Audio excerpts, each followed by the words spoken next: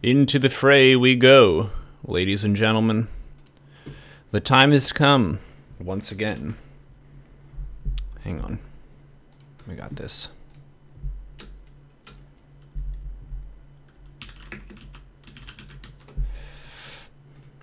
The time has come once again, ladies and gentlemen, for role discussion with Agent Smith.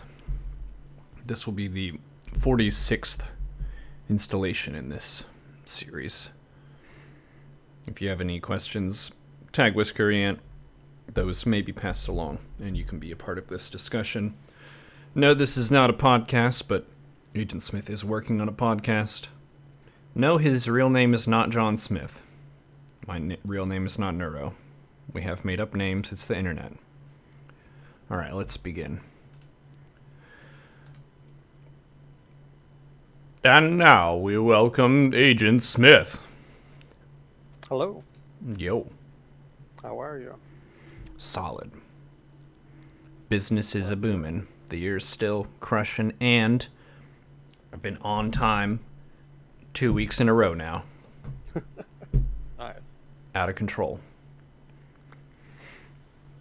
So, how are you? What happened in the world? What's going on? We're curious. Let me check my notes. I've been a little out of the news a little bit the past week because I got a editing gig. So that's been kind of taking up more of my time. Sweet. What are you editing? Just some chapters from a book. Nice. Yeah, let's see. Wasn't anything too dramatic, really. At least nothing that I really noticed. I think the big thing was maybe the Venezuela thing. Have you heard anything about that? No, you did talk some about Venezuela last time, but I didn't catch anything this week. So basically, I think I talked a little bit about the National Assembly, Venezuela's legislature, and how it's kind of been disempowered by the Constituent Assembly, which has kind of taken its place, and that the National Assembly has been trying to find a way to try to move against the Maduro government. And so it was a little unclear what they could do, given that they had basically lost so much power to the Constituent Assembly. And then the thing they did a couple weeks ago, I guess, is that they elected that guy. I'm going to call him Guaidó. Probably not how it's pronounced, so I apologize in advance. They elected him to be president pro temp, basically, temporary president until they can have a new election, declaring Maduro to be illegitimate. So there's been a lot of tension in Venezuela as the president and the president pro temp have kind of been competing for loyalty amongst Venezuela's government institutions. And kind of like what I was talking about last week, it's most institutions are staying loyal to Maduro, which is pretty predictable.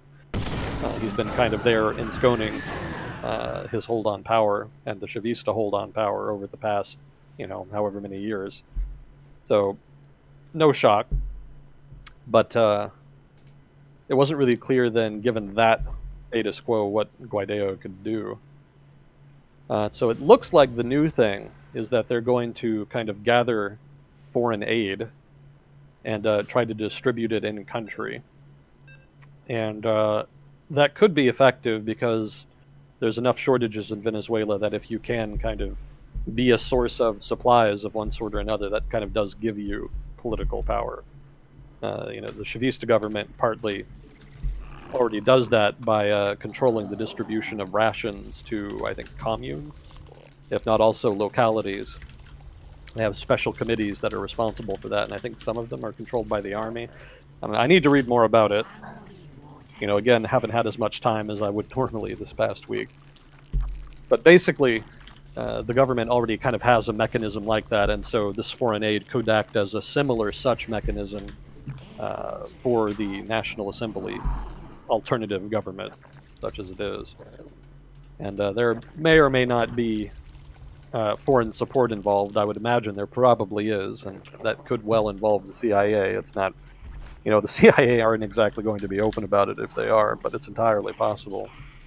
So So I think I was talking last week too that I thought it was pretty unlikely that the U.S. would get involved because the opposition doesn't really have enough support to really challenge the Maduro government, and I didn't think that they really had any good options available to them. But the more that the more, I guess, how would you say it, confrontational the National Assembly becomes, I suspect the more likely that means they're getting more outside support. So maybe the U.S. government does see the Maduro government as sufficient, as enough of a threat to warrant some kind of, at least thus far, limited intervention. Remains to be seen how far that goes. I still think it's not really worth the effort. I don't know what they think they're going to do. They'll probably just end up making it worse, if anything, but we'll see. But that's going on right now. They've got 3 aid points they're trying to set up outside Venezuela, and then they're going to try to take that aid into Venezuela. But the Venezuelan government is right now checking that by basically blockading the entry points into Venezuela through which the aid trucks would come. Wow. So we'll see. I don't think it's going to work. Especially, I don't know how they're going to get the aid in, and even if they can get the aid in, I don't know what the National Assembly government could really do about it. That wouldn't prompt a severe reaction. It could be that they're trying to goad the Maduro government into a significant enough reaction, perhaps even a violent one, that might substantiate more direct foreign intervention. But that seems like a stretch. There's so much political opposition to interventions now in the U.S. that I don't think anything that would involve a lot of U.S. involvement would really fly here. I suspect Congress would lose its shit in any case. And I just don't know what the strategic objective is. I mean, the Venezuelan government is more a threat to itself at this point than it is to anybody else's government. So it's not really that much of an imperative. It may be that if indeed the U.S. government is threatened by it, maybe it's because they're concerned about Cuban infiltration, or maybe they're concerned that the Venezuelan government is getting too close to Russia or China or some other such country. But I don't think that's true either, because Russia and China are not that interested in trying to project force. China might be someday, but they're not really there yet. They're still kind of focusing on East Asia and the South China Sea. That's more what they're focused on for now. And Russia just doesn't really have the capacity to really have a strategic alliance with Venezuela. So, I don't know. They either know something that I don't, or they're getting stupidly ambitious. One or the other. So I played Dying Light as one of the bounty things where it's sponsored for me to play the game for an hour, and there's a city that's totally cut off, and the outside world is sending in airdrops of supplies, and it's multiple factions that are fighting over these supplies for control in the region. Kind of made me think of that. Yeah, that's a good analogy. That's pretty much what it is. Even when Venezuela was doing relatively well, for the poor people of Venezuela, that was a pretty good deal to get rations from the government like that. But as conditions deteriorated, the balance of power kind of shifted. You become more and more people became more and more dependent on those rations, and that gave the government a lot of power. So, even if you don't like the government, there may be limits on what you can do, because hypothetically, these committees responsible for distributing food rations could perhaps, again, I don't know enough about internal Venezuelan politics and these structures, but they could hypothetically deny you those rations if they saw fit, or sick the security forces on you, or what have you. So, all potential possibilities. But those are all basically just ways that you can use food strategically if you do want to solidify your hold on power. So there was that. I didn't get a chance to read up on Macedonia like I wanted to, so I apologize to that person. They were asking me to kind of comment more on it, but didn't quite have time. Let's see, did we get... well, was there anything else that you wanted to touch on? I know there was something about Trump and Khashoggi stuff. Oh yeah, that was the Magnitsky Act thing. Yeah, I don't know what Congress... that is. Well, the Magnitsky Act is a, let me see if I can... It was basically a bill passed targeting Russia There was something that Russia, I don't even quite remember what it was, but basically the gist of it was that the Congress has the power to sanction individuals in other countries. And what happened, part of the bill is that Congress can demand a report from the executive branch about, a given incident or what have you, insomuch as it pertains to human rights issues. And the Trump administration missed the deadline for that report, as requested by Congress regarding the whole Khashoggi thing. So there's some consternation there.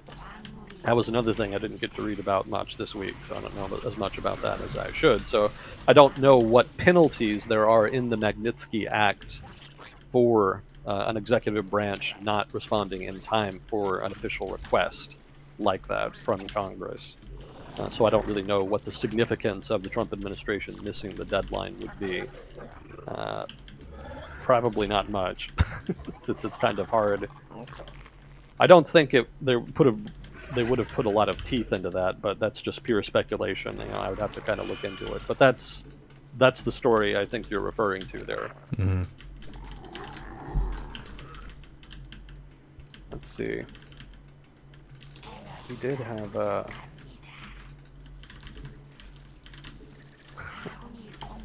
well, I'll get to that later. I guess we've got some questions for now. Let's see. What is your... Oh, thank you to Whiskery too for handling questions today. What is your reaction to this week's unannounced military exercise in Los Angeles? That's just part of the shutdown negotiations, I would guess. The Trump administration has been deploying more military assets to the border, kind of in the lead up to this 3-week deadline that we also talked about last time, as far as keeping the government open, as far as the government's budget for this year. And I still think he'll probably end up declaring an emergency and acting on the issue in that fashion. And I think I was reading today that there's still a deadlock in the negotiation. I did have a little bit on that. I think the specific thing that Democrats were asking for was a limitation on the number of beds in ICE detention facilities. And they were trying to ask for that so that they could kind of push the administration into focusing on detaining undocumented immigrants who specifically had broken laws, rather than just kind of a blanket approach going after everyone. And so that's kind of a new demand, and the administration is kind of hung up on it. They're also hung up on the continuing refusal to provide funding for Trump's wall. There has been some agreement. There has been some progress. There apparently was some agreement on funding for repairs and extensions of existing border barriers on the border. But some of these other issues are kind of what's holding things up. And the deadline, I think, is this week for that 3-week stay, keeping the government open. So I suspect, possibly the government will open or not open. I don't know about that. But I would be more interested in the national emergency, since he's kind of already threatened that. I was reading today that there's kind of a lot of opposition to that in Congress across both political parties. So maybe if he did do it, there would be sufficient opposition to overturn it. But maybe not. It's hard to say right now, because it's all kind of happening behind the scenes. In fact, if there is enough opposition to stop it, the administration may not bother to do it in the first place. So it just kind of depends on the strategizing going on there in Washington that I'm not privy to.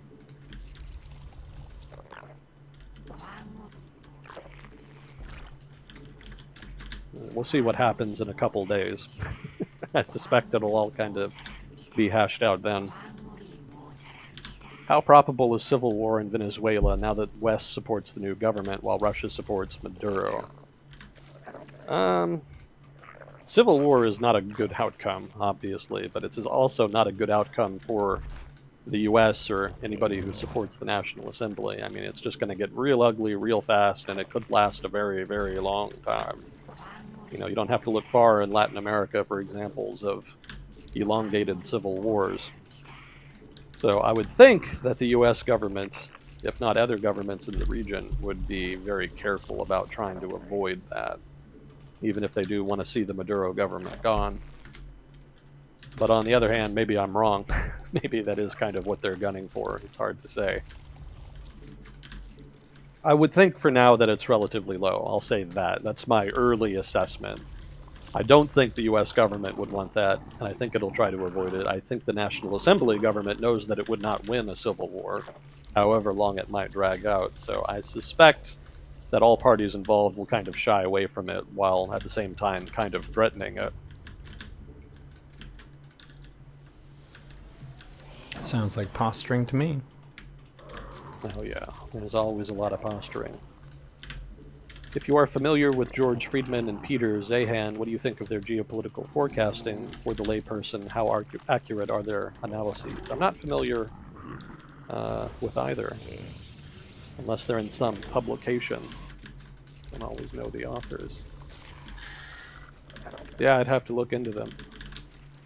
I mostly, I mostly use just newspapers and maybe the odd think tank, so I don't get around too much to geopolitical forecasts, like dedicated geopolitical forecasters.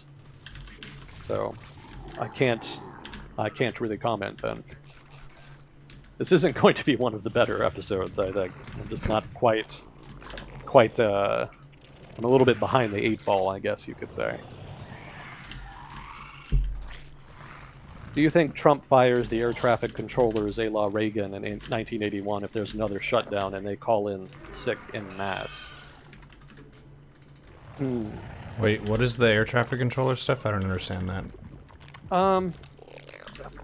I could do to read more about that too, but from what I remember, it was basically a big strike that happened way back in 1981, as the questioner says. It was over a disagreement, I think, about pay. And, please, now might be a really good time for the usual disclaimer. As you can obviously tell, I'm not an expert in everything I talk about. I have a stronger background in some topics than others. So, I encourage chat to correct me if I ever say anything that's wrong, biased, stupid, what have you. So it is meant to be more participatory. I don't read the chat while we do this, but I will read it later, so I will see what you say eventually.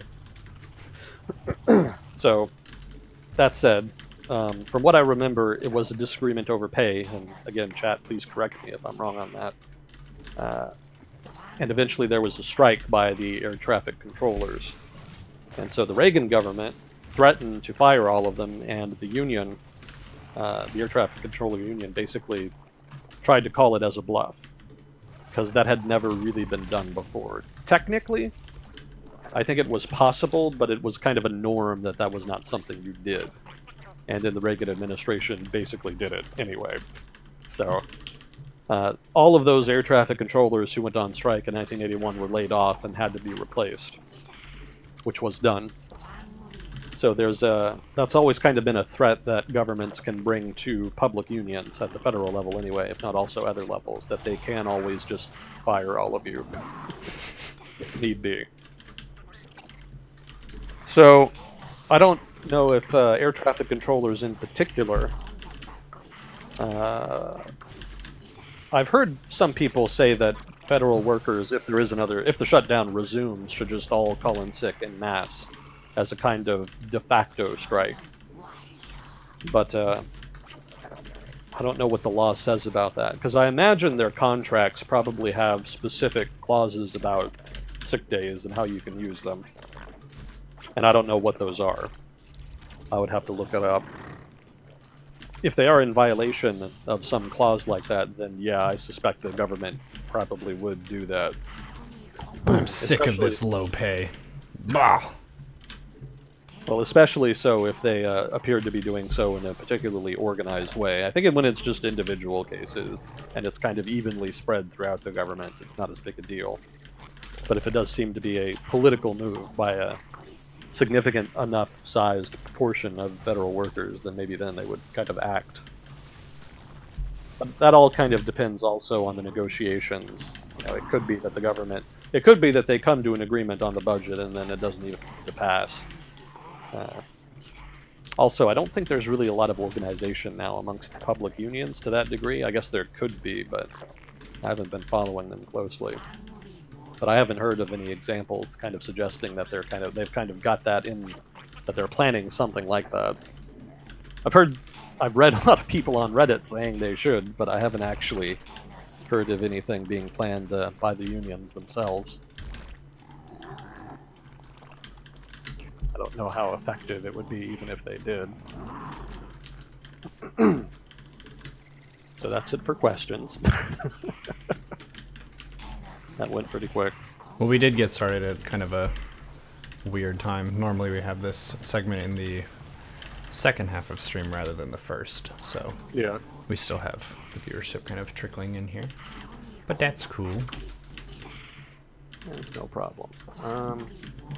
Somebody last week in chat kind of asked to talk about Bulgarian politics, or at least for my perspective on Bulgarian politics. And perspective is a little easier than commenting on politics. The guy asking for commentary on Macedonia is going to be a bit disappointed because I didn't do enough reading on that, but I could give my perspective easily enough. That doesn't require a lot of research.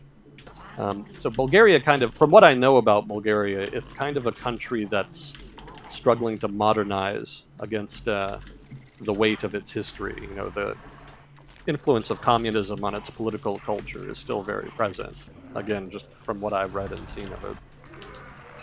So institutions are kind of hobbled a bit by institutional capture and that culture of impunity that is left over from that authoritarian era in Bulgaria. There was actually a case that I read about in the news a couple weeks ago, I think, and it kind of illustrates the point. It had to do with these sand dunes on the Black Sea, and apparently they comprise like a unique ecosystem in Bulgaria, and so the government actually forbids their destruction. You're not allowed to kind of disturb them or destroy them. But developers have been just kind of building over them anyway. There's kind of a burgeoning tourist industry in Bulgaria, and so there's a demand for beachfront property. And so these sand dunes are kind of in the way. And the environmental agency is the agency I think this is, again, please correct me if I'm wrong, but the environmental agency is the agency in Bulgaria responsible for enforcing that law, you know, responsible for protecting the sand dunes. And the public in Bulgaria has been very upset that they kind of have been failing at that pretty explicitly and may even be complicit in it. So the government, for its part, doesn't really consider it too serious an issue, it seems. It kind of seems like they're a little more interested in the development than they are in protecting the sand dunes.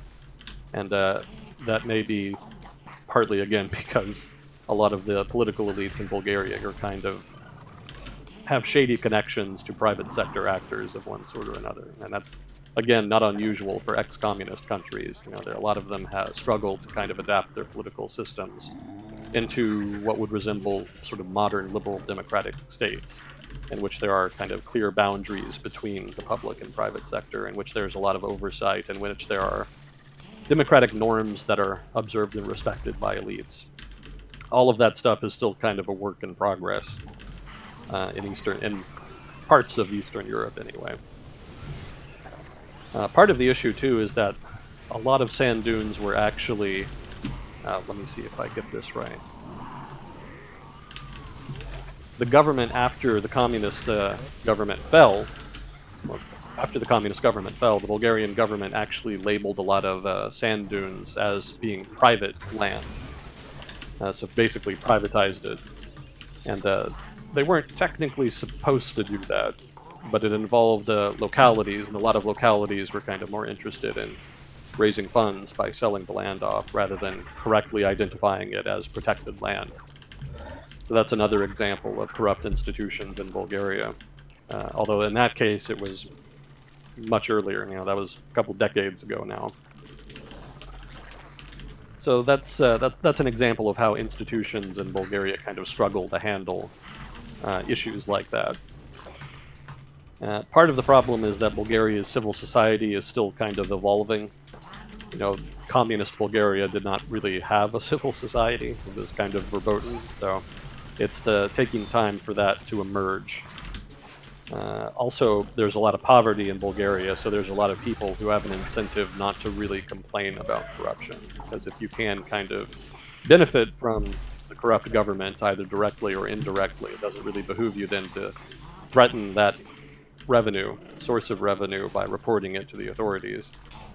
All the more so if the authorities are in on it and kind of could retaliate against you in some way. So those are both problems that are not unique to Bulgaria in those two cases, but which are kind of part of the overarching problem. So that's just my perspective on Bulgarian politics, and it's not really complete because I don't know everything there is to know about Bulgarian politics, not by a long shot. So I would definitely welcome this person's or any other Bulgarian's input on that, and how accurate that is, and how much things have changed, and anything.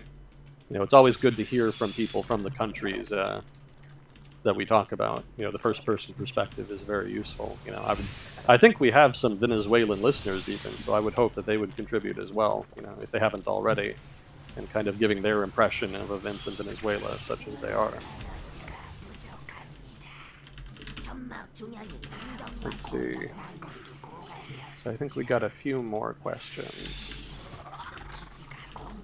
What do you think of Trump's newly appointed president of the World Bank?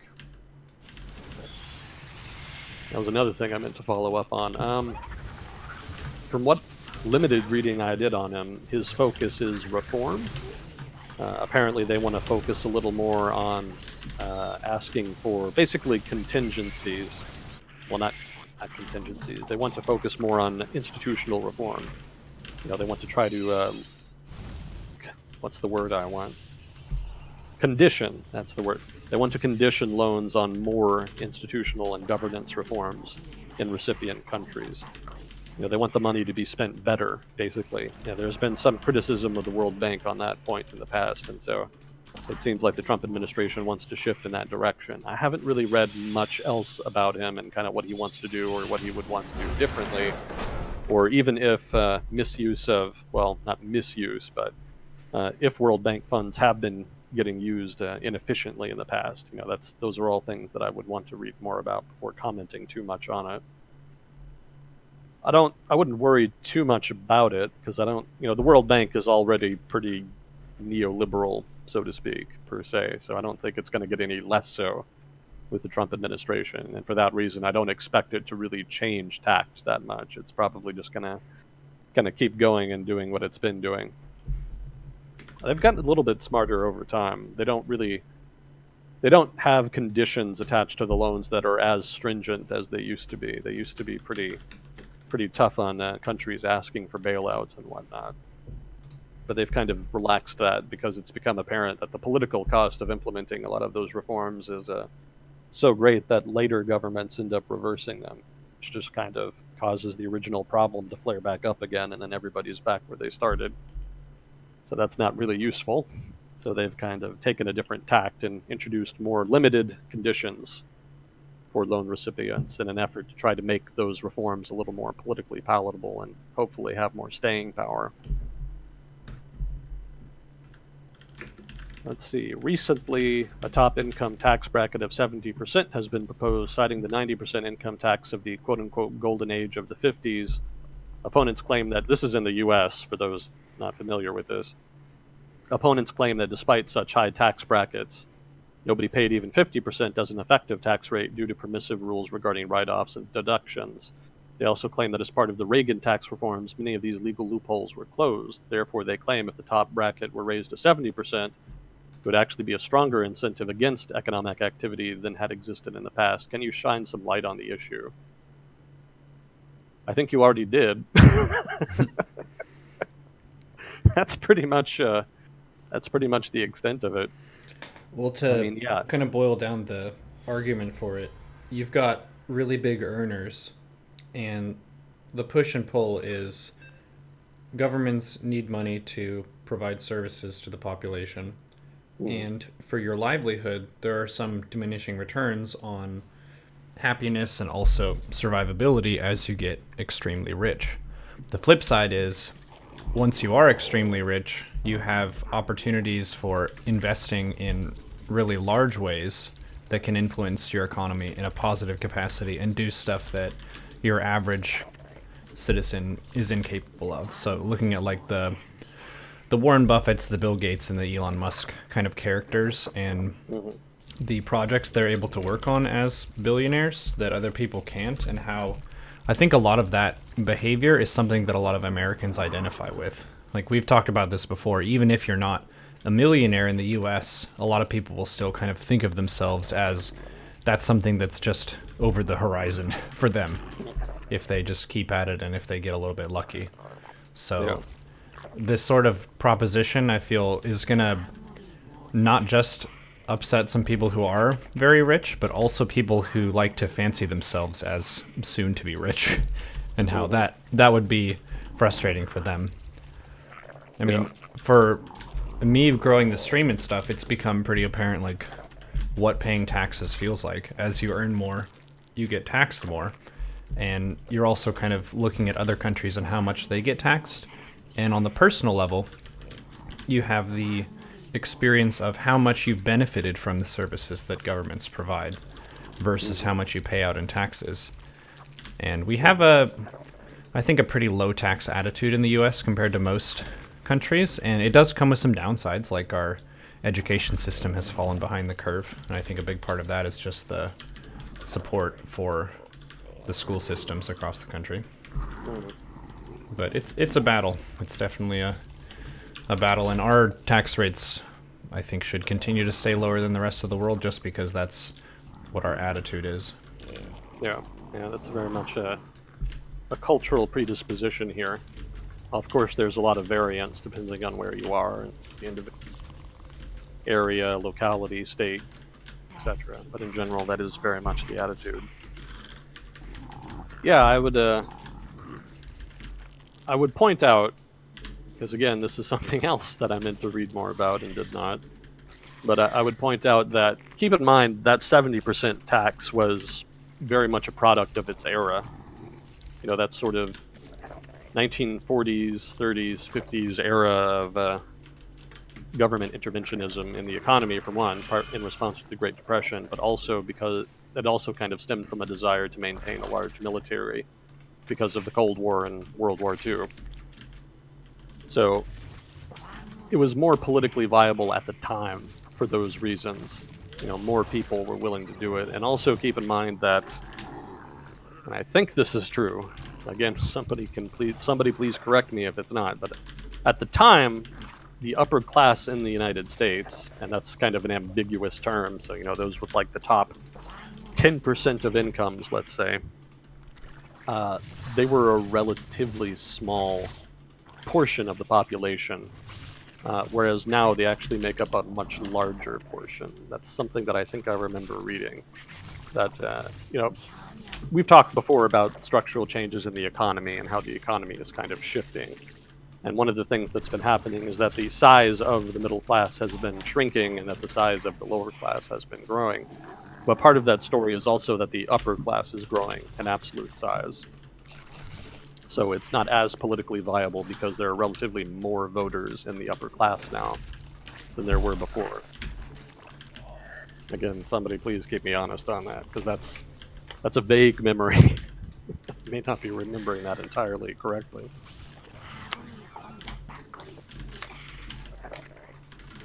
Yeah, there's a lot of research on taxes and what effect they have on activity. And I think I was reading an article not long ago commenting on that, saying that probably people would still work. There would still be enough of an incentive to keep people working. So then the opposition then would probably be based more than, in that case, on values arguments. You know, we don't think it's fair, and we don't think it would be spent on things that we would want, etc., etc. So, yeah, that's not much of a reading on it, but that's kind of what I'm coming up with off the top of my head. I would have to dig deeper on it.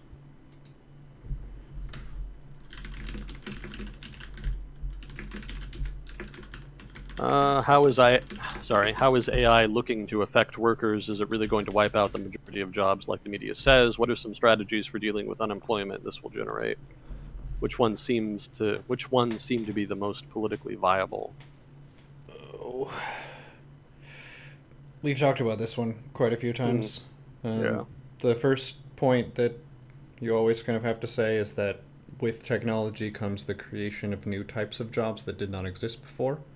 But it is kind of inevitable that as we automate more things, either by robots or AI, different software programs and stuff like that, the average citizen should not have to work as many hours, which I think will have net benefits for just people's health, but it also kind of comes with a looming crisis of a lot of people find purpose in their work, and as they have to work less and less or not at all, a lot of times you have like a greater prevalence of depression and stuff like that.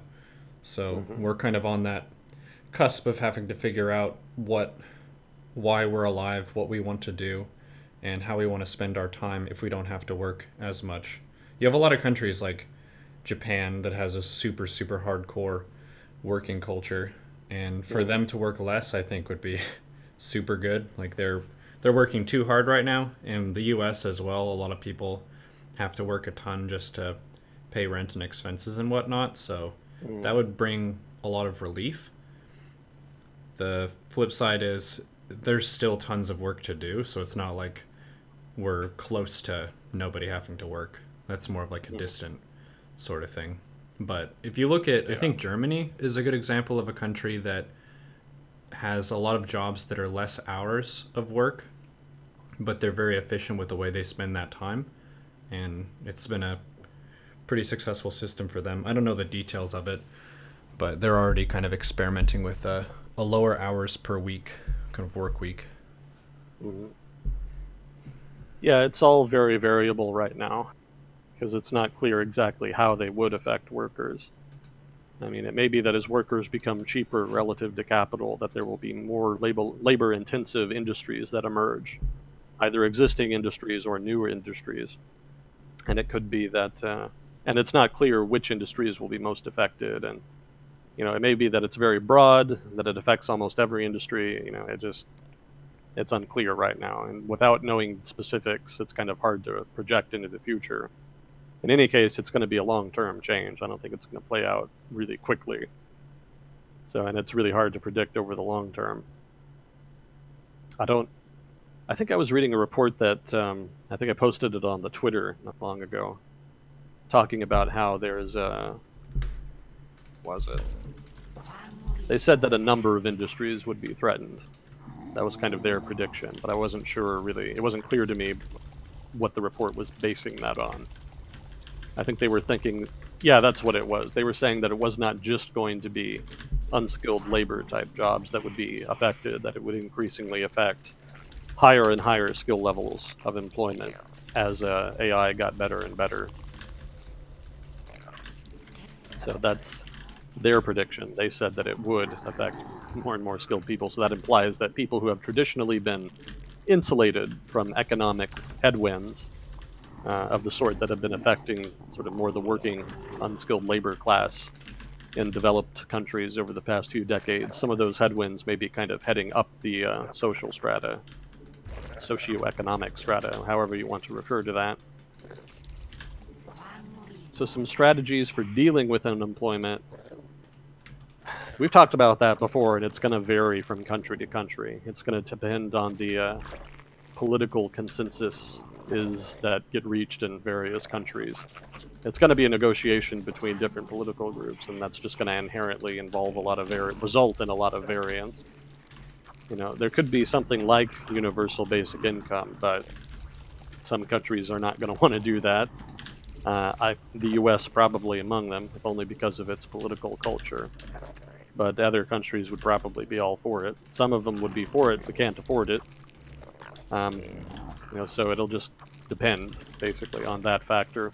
Well, I think the American situation, it could work. It's just going to have to be a different kind of argument, because a lot of countries are content with the argument from empathy and compassion of, look at these people, they're struggling to survive, their conditions are poor, we need to help them. In America, we're kind of mean and cutthroat when it comes to success, and it's like, well, if you're not successful, that's just because you're lazy and bad. But if you look at the UBI argument from the spending and the bureaucracy of all these different departments that are inefficient and slow in how they work, and how you could make government more lean by just cutting people a simple check rather than having all these different types of assistance that are kind of confusing and awkward to set up and implement, then you do have a sort of libertarian point of energy there for the same thing. It's just a different way of arguing for it. Yeah. I think Finland had a experimental basic income scheme that they did for a couple years, and they wrapped that up pretty recently. And it was not universal basic income, but it was just a limited basic income. They just gave a basic monthly income to I think it was something like 2,000 people or something. And so they've been kind of looking at that, and I think what they found, this is something else that I posted on my Twitter, what they found was that it helped improve happiness amongst recipients, but it did not make it any more likely that they would get a job. They were comparing them to a control group of people who were in similar circles. It wasn't just anybody. I think they did kind of focus in on people who were unemployed. So they had a sample group of people who were also unemployed, who they did not give the basic income to. And so they did the comparison once they wrapped up the scheme, and that was kind of the finding. It didn't really seem to push people into employment or enable them to get employment they would not have otherwise gotten. That's just one experiment, and the results were kind of limited since it was a relatively small program, and it was only, I want to say, 2 years. So, but that is sort of the early return on that. And so some people would be, if that is, I mean, let's assume for a moment that that's representative of what a universal basic income would be like. If it's true that it doesn't really help your employment prospects, but just makes people happier, then that would kind of suggest UBI is more just paying people not to be miserable. Mm-hmm. And some people would be more for that than others. And again, that just depends on different constituencies. I think as far as the U.S. goes, I think it might also depend on state. I think federal government at the federal level, it's extremely unlikely, because there would just be so much partisanship that it would turn into a whole deadlocked thing. But at the state level, it would probably be easier to reach a consensus. The problem you would have doing it at the state level is that it would be easy for people from other states to move to the states with UBI, and then they could just get flooded with poverty-stricken people. And that could overwhelm the systems. But you could also say that they could get around that by designing the UBI scheme with that possibility in mind, such that those people were deterred by whatever mechanism they contrived to kind of deal with it. Maybe just people who had lived in state for X amount of time and had been employed at some X amount of time, something like that. Some criteria to filter out people who just moved to the state to take advantage of the UBI. They could implement something like that in order to get around that problem. I think, states like California or New York or what have you, sort of the traditional, predominantly politically left states would probably be more interested in doing that. Can I tell you a funny thing about California? Go ahead. That I experienced directly. So, I got a new graphics card. We hit a donation goal for a PC build and stuff, which is really hype. And I ordered it online. It arrives, and the stream was like, hey, show us the graphics card. So I go get it, and I'm reading off the stuff on the box, and there's a sticker on it specific to California law that has some reproductive and pregnancy warning. It's a graphics card. And apparently, if anything has something that's chemical or electrical in some capacity and it could harm someone, I don't want to know how this might happen, but California is a very different culture than a lot of other states when it comes to keeping people safe and just the attitude of the environment and all this other stuff. It's pretty diverse if you're kind of looking at the United States and what they want to prioritize and stuff. That was a very interesting sticker to see on a graphics card of all things. But there were some California viewers who were like, yeah, that's on everything. They warn you about everything. Okay. Thanks, California. Now I know that this is not for reproduction, this graphics card. Yeah, they have a much stronger regulatory regime out there in California. We'll see what happens. The Californian economy is kind of a weird animal. Because on the one hand, you've got some very significant global industries there, like tech, and I think they've still got some aerospace, entertainment, what have you. And a lot of people in those industries kind of tend to be more, left-oriented, and so the result is that the state as a whole reflects that. But at the same time, those industries are structured in a way that results in a lot of inequality, basically. The people who work in those industries make so much money that they kind of push up prices and living costs in the areas where they are, and the result is kind of a massive, well, pretty massive inequality in some areas. And so on the one hand, those industries are why California is able to pay for its services and whatnot, but then on the other hand, those industries are also kind of creating demand for those services, in a sense. And then that's to say nothing of the Central Valley, which is like a whole other country. When you think about California, you're basically thinking about the west coast of California. The hinterland of California, the Central Valley, is very different. It's very conservative. It's more agricultural. It has a very different culture to it. And I think a lot of people there are descended from people who came during the Dust Bowl, the Panhandle region of the U.S. that was hit hard by the Dust Bowl back in the 1930s. There was a famous movie made about that called The Grapes of Wrath, for anybody who's interested. I think that is the case, but even if it's not, it's still a very conservative region. So if you want to see a conservative version of California, that's where you would go.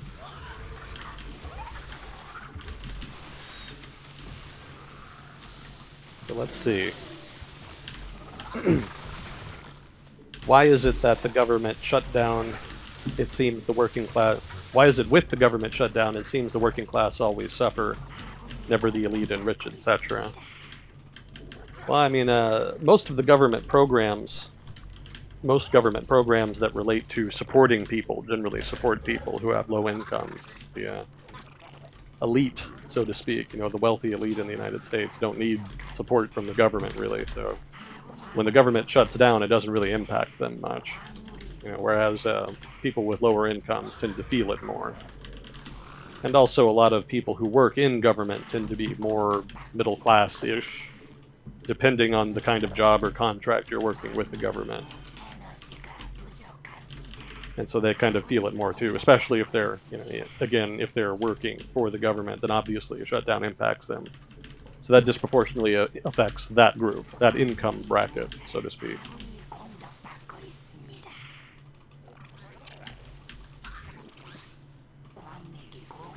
Also, government is, what is it? The U.S. economy is not as dependent on government spending as other developed countries. It's not as big a part of the overall economy. I think that's true. Could be wrong. And I don't think it's a big difference. But it's enough of a difference, I think, to make the U.S. economy a little more resilient to negative shocks like this. There's a lot of variance in that. There are different specific regions and cities that are relatively more or less dependent on federal spending, government spending of one sort or another. So in the U.S., it's not hard to find places that don't really feel government shutdowns that much. It's not unusual.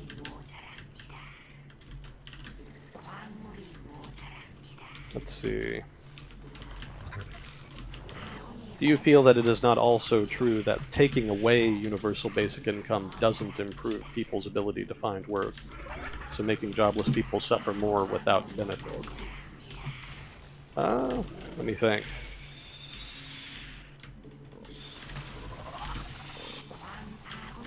I don't know. You would have to kind of observe the people who lost the benefits and see how they behave. Maybe it increases the likelihood of finding work, maybe it decreases, maybe it stays the same. I don't know. I mean, you'd have to gather some data to check that. That's a research question. You could write a paper about that. Let's see. So that's all for questions for the moment. I guess one thing I did kind of want to touch on. Have you been reading Reddit the past few days, Neuro? Not a ton.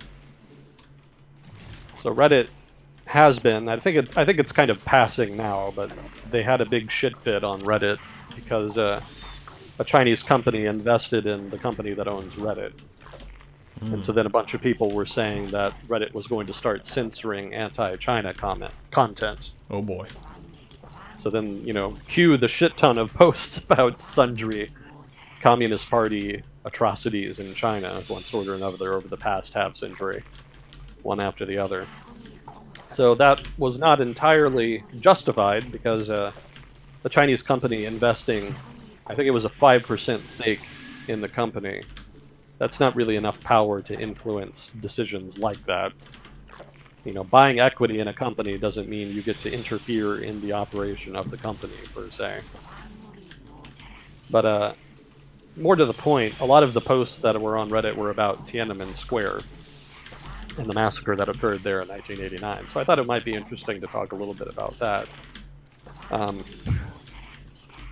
Basically, it kind of started as a result of China's reform period in the 1980s, where China famously started liberalizing its economy and opening up some of its markets. It was still kind of a nascent process, though, and it was very slow. It was kind of more... Markets were more opened up for localities than they were for private enterprise. That was more kind of how it started. And foreign investment was also kind of limited, for a time anyway. But the effect that it had on the economy was pretty dramatic, and one of the things that happened is that there was inflation, which there kind of hadn't been before because prices were all controlled. And there was also a lot of corruption that resulted because there was all this money running, all this money around before that hadn't been there before, and a number of different levels of government in China kind of took advantage of it. And part of that had to do with the black market. You could buy goods in official government stores that had subsidized prices and then turn around and sell them in the new open market, which was illegal, but didn't stop people from doing it, and a lot of those people were in government. So that kind of corruption, basically. So the inflation and the corruption bothered people, and it increasingly so as the decade went on, and eventually there was a protest movement in Beijing that centered around reforming the Communist Party. Basically, they wanted to slow down some of the economic reforms. They wanted to do more to fight corruption and kind of reform the party's structure. And that was sort of the kernel that turned into the 89 protests in Beijing in Tiananmen Square. And apparently, I was reading about this more recently, there was kind of two factions within the protest, one that was more about reforming the party and the other that was more about democratization in China. And it ended up being the democratization wing that kind of ended up carrying the day, so to speak. So the protests became more about pro-democracy with time, but not so originally. That was not sort of the original impetus. And if I'm remembering correctly, what was the...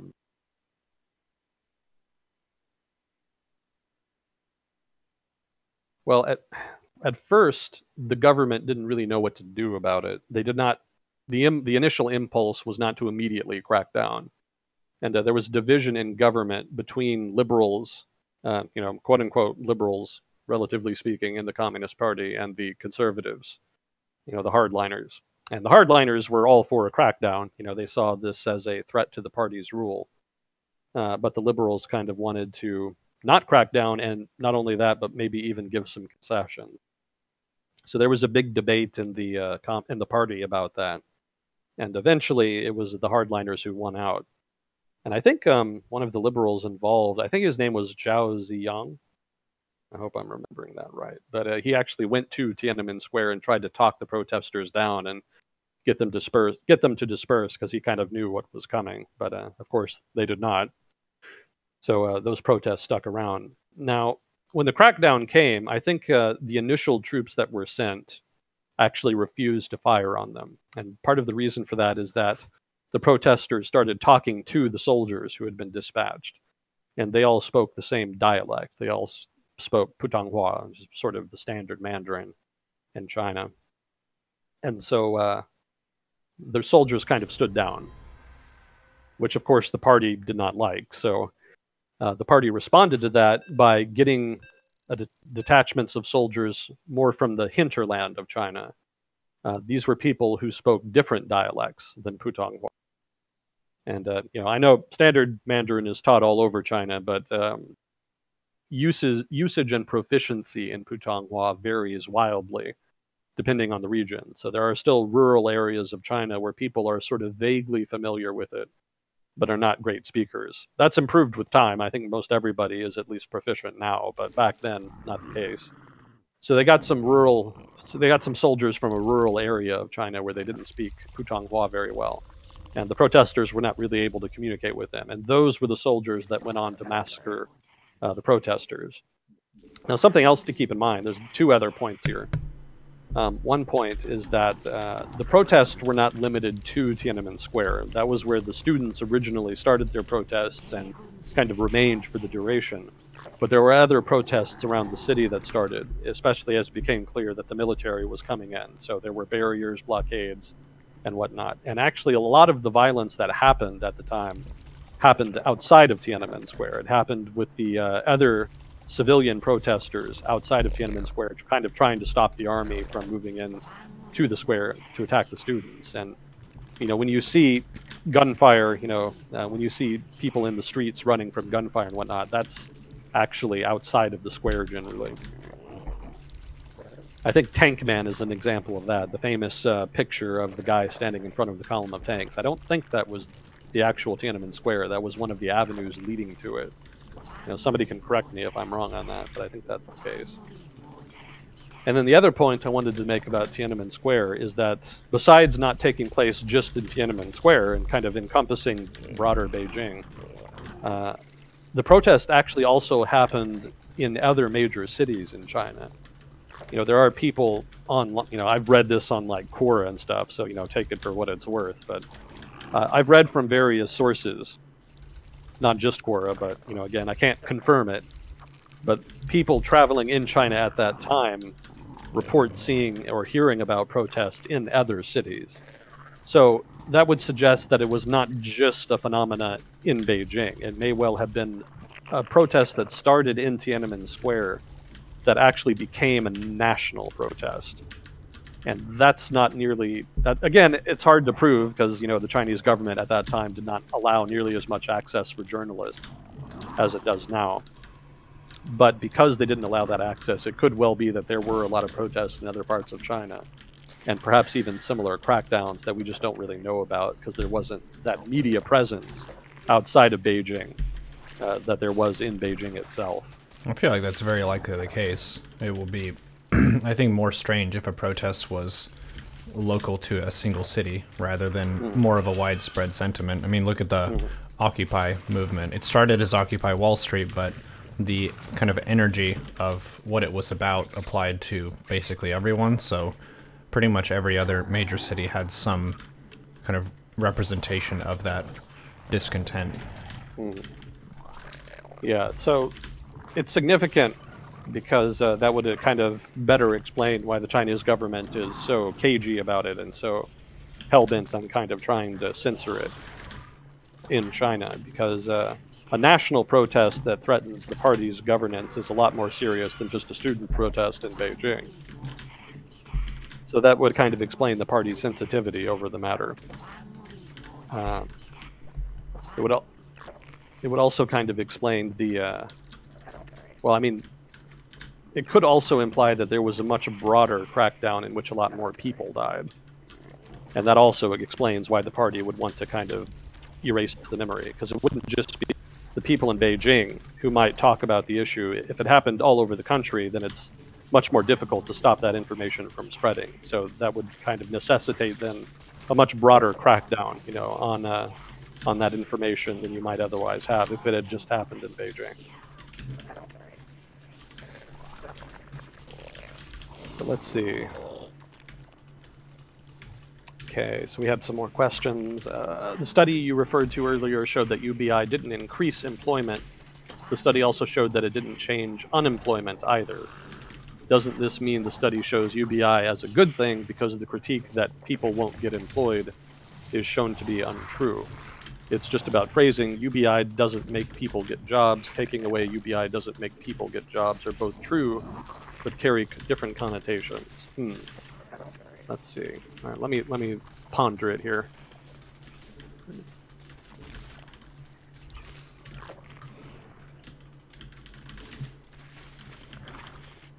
Well, I think when the study says that it didn't increase employment, they were talking specifically about the people in the study. They weren't talking about the nation's unemployment rate. So I'm not sure if that's understood or not. It did not increase employment amongst those who received the benefit, more so than the control group that they were comparing them to.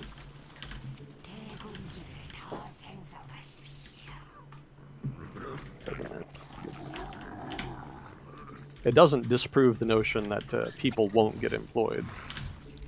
I don't think you would have to have a lot more, a more well-designed study to kind of show that. You would need a broader sample in the longer term, and it's having universal basic income and establishing definitively that people that it does not infect employment at all, or that they would, in general, get more people would get employed because of it or not get employed because of it, would require a much deeper study than that.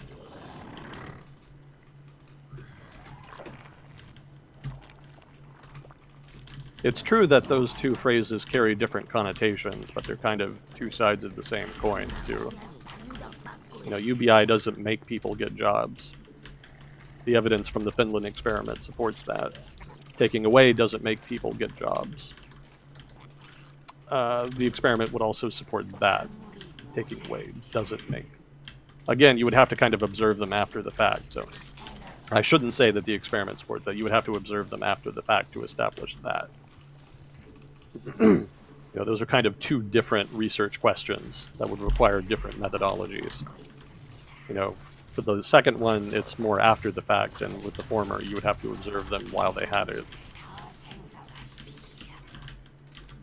This might be a good time to point out that if I ever misread your question, feel free to ask again or elaborate, and I'm happy to come to it. I've done it before, so it's hardly unprecedented.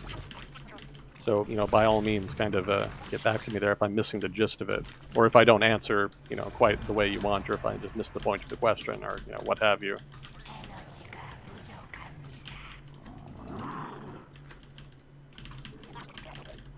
Doesn't this mean the study shows UBI as a good thing?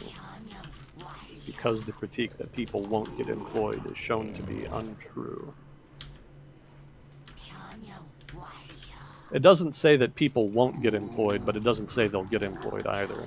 But I don't think you can say it proves people won't get employed. It suggests people won't get employed. It's not definitive evidence in that regard. And saying it's shows it to be a good thing is debatable, because good is normative, and different people will have different definitions of that.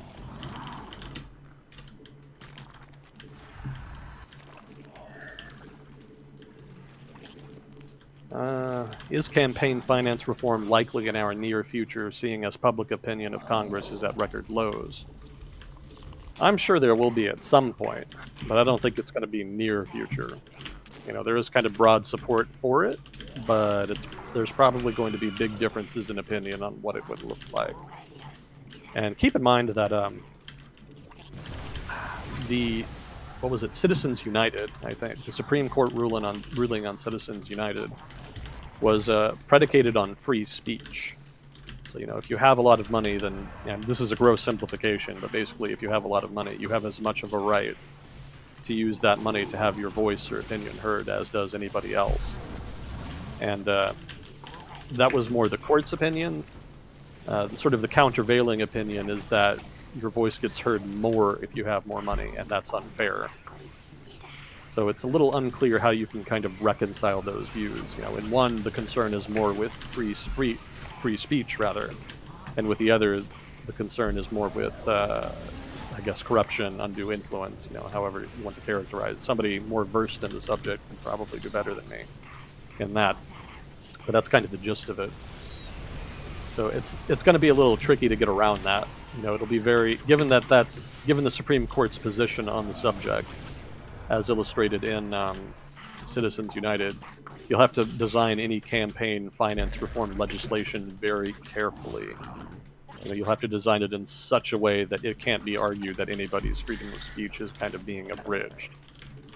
Or you could just pass a constitutional amendment, but, you know, that's extremely difficult in the best of circumstances. What was that weird amendment that was passed? I think it was the latest one. It took like 100 years to pass. I think it had something to do with government or politician salaries. I don't remember exactly. Isn't that funny that they get to decide what their salary is? Yeah. Well, good gig if you can get it. But I think I deserve this much. Okay, yeah. great. The amendment was introduced in like the 1800s, and then not enough states ratified it. But it didn't have an actual end date. You know, normally amendments will have some date where if it's not ratified by that date, it just kind of disappears, and anybody who wants it again has to start over. This amendment didn't have that, and so there was some guy in college who was writing a paper about constitutional amendments or law or something, and so he actually wrote a paper about that, and his professor failed him, I think, and so he decided to get back at him by actually trying to get it passed, get more states to ratify it so it would become an actual amendment, and he actually succeeded. He started some kind of media campaign, and enough states ratified it that it became the newest amendment. I don't think he ever did get an A on the paper, though. Such is life. But that just kind of illustrates how difficult it can be. Let's see, so where was the... As far as currency flow in the USA, what are the biggest major quote-unquote movers of currency in terms of nominal dollar amounts? That's tough. What does movers mean of currency? I assume economic activity, you know, trade, like retail or finance or whatever. I guess I would have to guess, because I don't know off the top of my head. You know, this is a very microeconomic question. So I would have to guess finance, since a lot of the money that moves through the economy at one point or another ends up moving through the financial sector. So I would probably go with that, because the total sums that get moved around in the financial sector are just massive, and almost the total value of everything in the U.S. economy is kind of represented in the financial sector. So it's a lot of money, and it moves very quickly. The U.S. financial sector is very liquid, and regulation is relatively light. So there's a lot of things you can do in the financial sector that you kind of can't do in other places. So the result is not only is there a lot of money, there's also a lot of movement, so to speak. You know, there's a lot of business going on. I think I accidentally skipped questions. Let's see. What are the economic effects of open, closed borders for a layperson? Okay. This is going to be another off the top of my head answer. Fingers crossed. So, open borders gives you the benefit, and oh, actually, I would ask for specification here. I guess I could just talk about both, but there's a difference between physically opening your borders and just removing infrastructure, etc., and having sort of an open economy, you know, basically like a free single market. You know, you could say that the European Union, countries in the European Union opened their borders to each other when they made the single market. So that's kind of more of a metaphorical open borders, opening of the borders. I'm not actually sure which to refer to, so I'll just kind of comment on both. I'll try to anyway. Physically opening the borders, but without changing any of the legal framework, you know, not having a free trade deal or etc., would probably lead to a large black market. You would see a lot of goods coming in that should be taxed, you know, have customs duty applied to them that will not. And so that'll result in a big influx, a significant influx of goods and services into your country. it would kind of depend on how much you crack down on that outside of the border. But in general, you would see a fall in the price of a number of goods and services. Because one, there's no tariff anymore, so they cost less. But also because there's no hassle on the border. So that reduces risk and time and bureaucracy and whatnot. And those are all sort of indirect soft factors that influence the price of goods that cross borders. So that would reduce costs and in turn reduce price. And so that could hypothetically lead to an increase in imports, depending on the economic circumstances of both countries and what goods they're producing and etc. A lot of depends there, a lot of different variables there, but roughly that's a rough outline of what that would look like. There would also be the problem of security issues, I guess. There would be a movement of labor, depending. If you can get a higher paying job in one country, and there's no border protection there, it would make sense to kind of just go. But again, that gets into how much you deal with that outside of the border. So if you have a lot of people coming in, quote unquote, illegally, to speak, then you could increase resources to kind of stop them and round them up wherever you find them inside the country. So that could mitigate the amount of people that would come. But if you did not do that, then the migrating would be more attractive, and so then you would get more labor migrant. So roughly, that's a rough outline of what just purely removing physical barriers would be. If you open the borders more broadly speaking, a more broad definition where you actually have like a free trade agreement and you're minimizing, if not removing, border restrictions, and you have free movement of labor and free movement of capital altogether, kind of like the European Union. That's a much broader discussion. Those are much broader effects. The capital will shift to the countries where it's cheaper to operate. For one, kind of saw that with NAFTA to a degree. Cheaper labor kind of attracts companies that have more, relatively more labor-intensive production. And then, of course, there'll be the movement of labor where, countries that have low wages will see laborers leave to work in the countries with higher wages. So kind of the result in that sense is a rough equalizing. Hypothetically, wages in the low-wage countries should rise as the number of laborers falls, lower supply, so higher wages, technically. This is a very orthodox economic description, so, take it for what it's worth. Capital, in turn, should spread around such that eventually there was a relatively equitable, amount of capital in different countries. Mind you, this is not a short-term process. This would occur over a very long period of time. You can kind of see that in the European Union, where they have the single market, but there are still big discrepancies in the level of economic development in different parts of the Union. There's still going to be a long time. It's going to be a long time before those discrepancies go away. And political activity just kind of prolongs the transition, because a lot of people, a lot of that transition involves disruptions to established ways of living, ways of life, traditional economic. Some industries in one country or another will be kind of disrupted, if not displaced, by industries in other countries that now have access to the first country's market. So that kind of disruption causes problems politically, because then there's political demand to try to kind of tamper down on the kind of frictions that are caused by new free trade, so to speak, the new activity caused by it and the new competitions introduced by it. So those political frictions are a complicated factor, as you guys in Europe know full well at this point. The whole Eurozone crisis kind of really brought that to the fore. That's pretty much what that was about.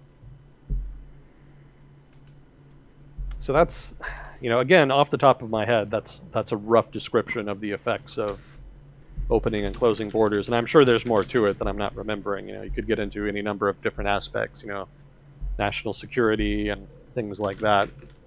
But, I think roughly economic effects, as far as that goes, that's pretty much what it would entail.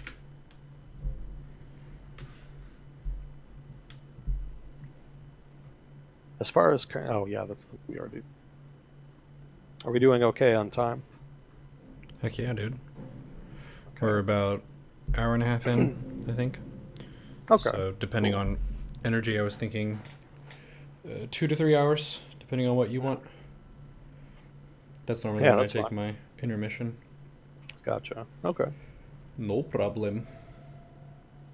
Let's see. Do you think China's rise to the main superpower will influence government structures around the world in a similar vein as a lot of third world countries moving towards democratic systems now? As a side point, how much of China's government structure is a product of a relatively homogeneous population? I have some big questions here. All right, Yeah. let me see. In a similar vein as a lot of third world countries moving towards democratic systems now. I'm a little confused by that part of the question. Well, for one, it's not inevitable that China is going to become a superpower. That's still kind of an open debate. They're trending in that direction, but it's not inevitable. There could be something that goes wrong at some point. China's institutions are not great. That's one of the big problems that the Chinese government has. We've talked about this before too. It's one of the things they've been doing over the past year or two is trying to modernize institutions. There are a lot of different agencies in China's government that duplicate each other's responsibilities. There are contentions and frictions between different levels of government, and that doesn't even get into all of the problems with corruption and inefficiency that are caused by having a top-down hierarchical authoritarian one-party state. So all of that kind of synergizes together in a negative way and creates problems for the functioning of government in China. And problems that stem from those kinds of, well, the problems that stem from that could create problems that prevent China from really reaching its full potential, so to speak, as a potential superpower. But that's a whole other debate. I'll implicitly assume here that it's going to happen and answer the question accordingly. So if China does become a superpower, will they influence government structures around the world in a similar vein as a lot of third world countries moving towards democratic systems now?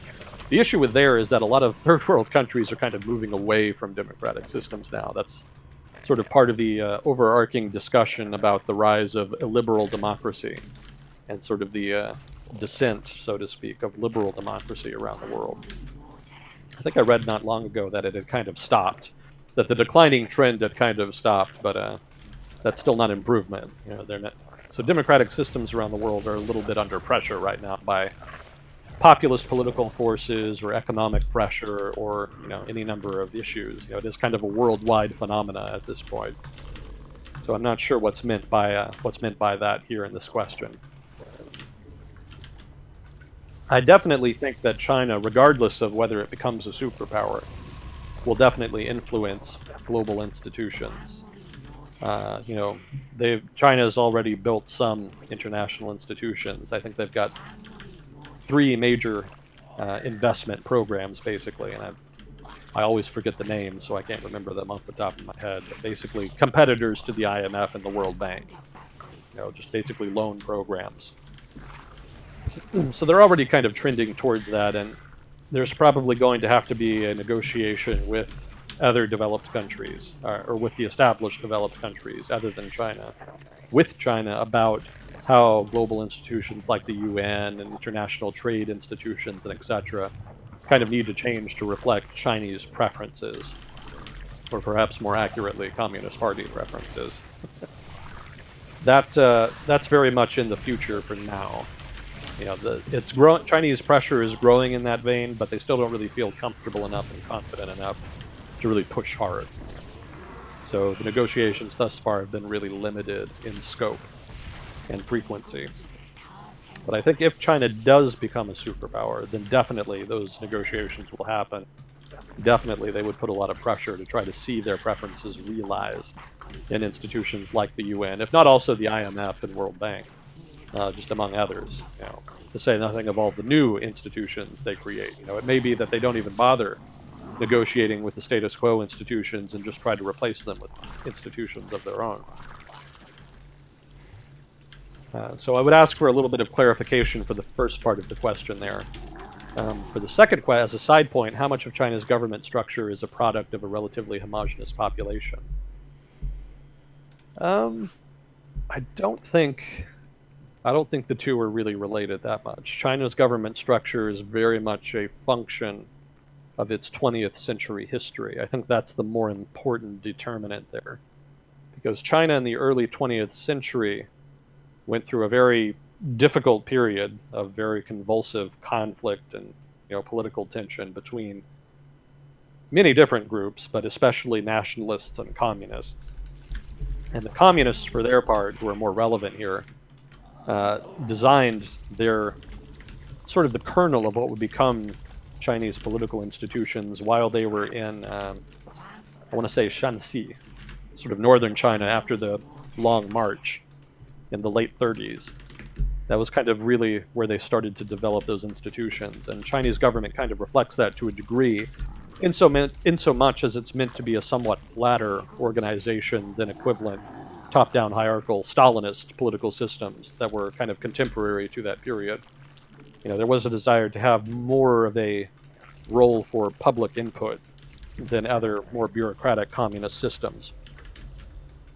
And that, I think, is the more important determinant there. There's also the sundry changes and evolutions that happened over the course of, the late 40s during the Civil War, and then in the 50s with, the 100 Flowers campaign, and then the Great Leap Forward, and then, of course, the Cultural Revolution added another layer. So there's a lot of domestic political considerations that are more important to the structure of China's government than the demographics of the population as a whole. I think the homogeneity of the population is more relevant to political culture, and that goes back even before the communist era. I mean, Chinese political culture has long been defined by a kind of I think I read a guy describe it as like a civilization state, where it's not just that the state is responsible for governance, it's also a representation for the very idea of civilization. It is kind of the state in Chinese culture is tied in with China's identity as a civilization and with Chinese identity. And that's been true for thousands of years. The state really ingrained itself in the culture in China to a degree that you don't see in other places. And so political culture kind of reflects that correspondingly. And homogeneity plays a role in that because there was a strong push, kind of as a result, to try to homogenize the population to make them easier to govern. There was a period earlier this year when I was trying to kind of research regional differences between people in China, which is difficult to do, because if you ask them, they'll just say, well, I'm Han. It's like, well, yeah, but what about your regional identity or dialect or what have you? And a lot of them don't. Yeah, that's basically what they say. A lot of them really don't have one. And to be fair, I don't have a representative sample because I talk to people who travel and study in the U.S., which is not a representative group, for the Chinese population writ large. But basically, the type of people that travel and study in the U.S. are relatively well off, and they generally are from urban areas, especially the larger urban areas. And so because they had better education, they got better education in Putonghua, and they were also exposed more to national forms of media like national television, national radio, etc. And as you can see in any country, being exposed to national mass media like that tends to have a homogenizing effect. That's why people all over the U.S. kind of have similar accents if they're kind of from a middle-class suburban background. We all kind of have that sort of bland American sound. There are still regional differences in accent, but they're not nearly as pronounced as they used to be before mass media started kind of influencing the way people speak. So a lot of those regional differences are getting watered down by forces like that, as well as by a purposeful effort by the state to try to homogenize language, because you want people to be able to talk with each other. People from the same country kind of want to be able to trade, do business, converse, in political matters, etc. So you kind of need a lingua franca, and that's the role of Putonghua, standard Mandarin. Dude, you gotta learn how to pitch it. It's not bland, it's clean. Clean and comprehensible. To each their own. To each their own. Yeah, I think that was the standard American accent used in mass media originally came from Iowa. That was the dialect that was the accent, rather, that was used. because it was the most comprehensible to the most people in the U.S. Everybody could kind of make sense of it, and so that's kind of become more the standard language. Oh, it's so boring how I can understand you. Well, there is kind of an alternative, because the shift in the accent over the past couple decades has actually been towards a Southern accent. And that's partly sort of the African American influence in culture and media, because African Americans mostly came from the South in the Great Migration way back in like the early 20th century. And so they kind of retain more of that Southern accent. And as they've become more prominent in their influence on media, you've seen more of that Southern influence over time. I think the Iowa standard is still kind of there. I think it's almost becoming like a prestige dialect to a degree, but there has been more of a shift towards a little more acceptance and practice of that Southern accent. Anyway, that's a tangent. The point of that was that the government has tried to homogenize the population in China to make them easier to govern, and they've done that for thousands of years. They've especially encouraged the notion of Chinese identity, Han identity, as being synonymous with being civilized. That was something that especially ancient China did. To be Han Chinese didn't necessarily mean in ancient China that you spoke a particular language, or even practiced certain particular cultural customs. It really just meant that you were civilized, that you lived in a civilized urban environment, as opposed to the barbarians sort of living out in the boondocks and doing this, that, or the other, whatever barbarians in ancient China did. And so that was kind of what distinguished the Han from the non-Han historically.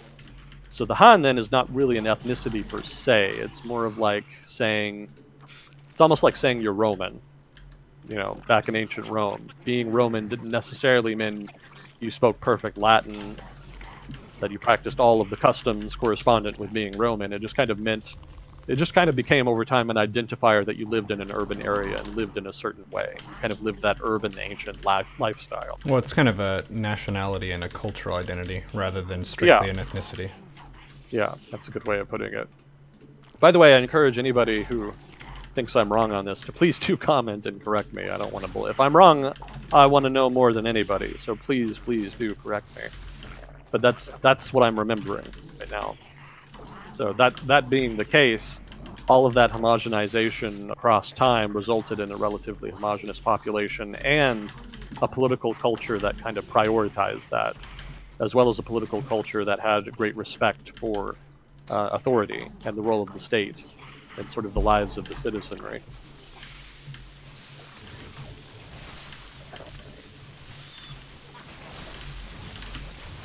Let's see, do you think the New Deal by FDR was an overall positive for the country in the long run? That's actually something I've wanted to study for a long time.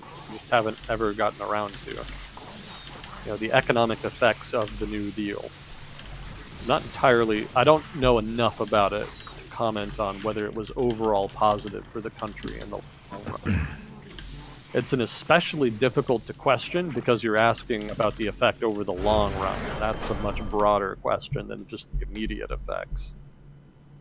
I think you could definitely make a good argument that it was good for the nation's politics, because it did kind of give voice to a lot of political demands in the country that had not been getting met previously.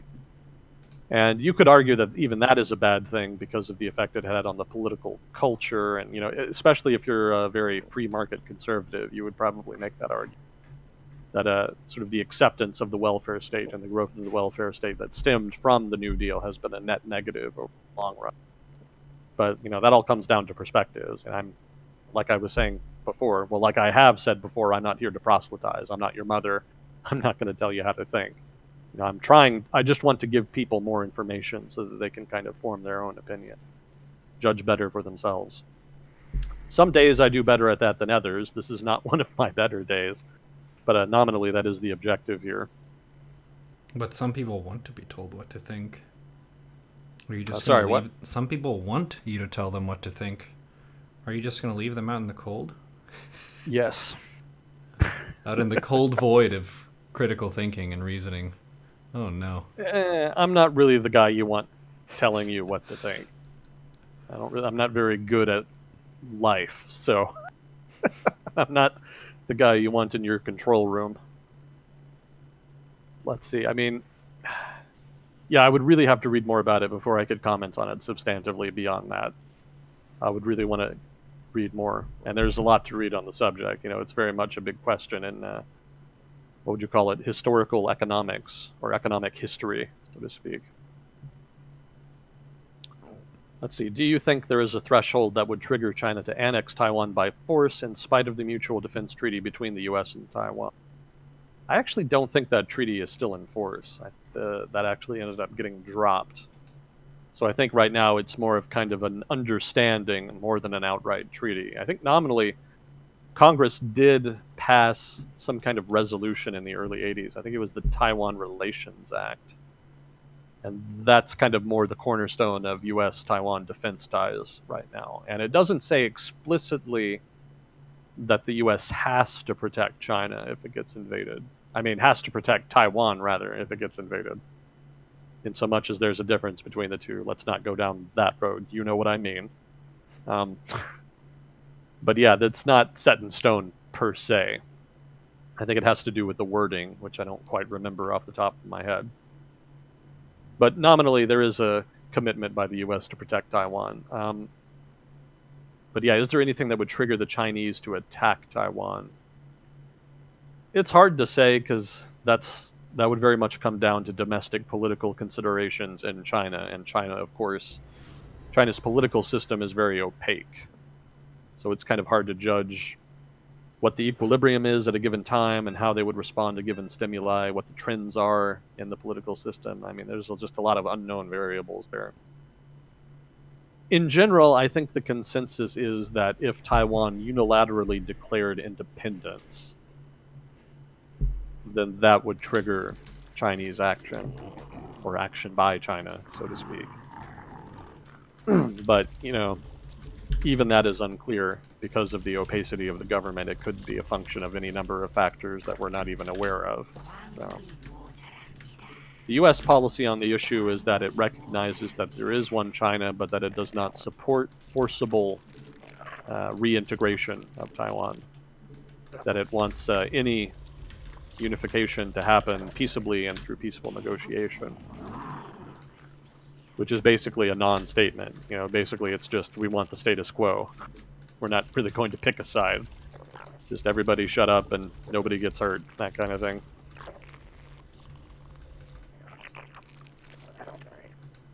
Let's see. I don't think there's much beyond that, though. I mean, I guess if they invaded China, that would probably do the trick, but I don't think Taiwan would ever be. The government there would never be foolish enough to do that. Maybe if the U.S. did something really belligerent in the South China Sea, the Chinese government might respond by applying some kind of military pressure to Taiwan in retaliation. You know, but I don't...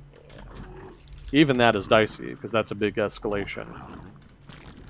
You know, one of the ways that the U.S. can pressure China, and has, is that whenever there's a big dispute, we kind of sell more stuff to Taiwan. You know, right now there are rules in place that kind of restrict how much and how readily U.S. firms can sell defense equipment to Taiwan. But whenever there's some issue of some kind, some tension in the relationship, a lot of those rules tend to get relaxed.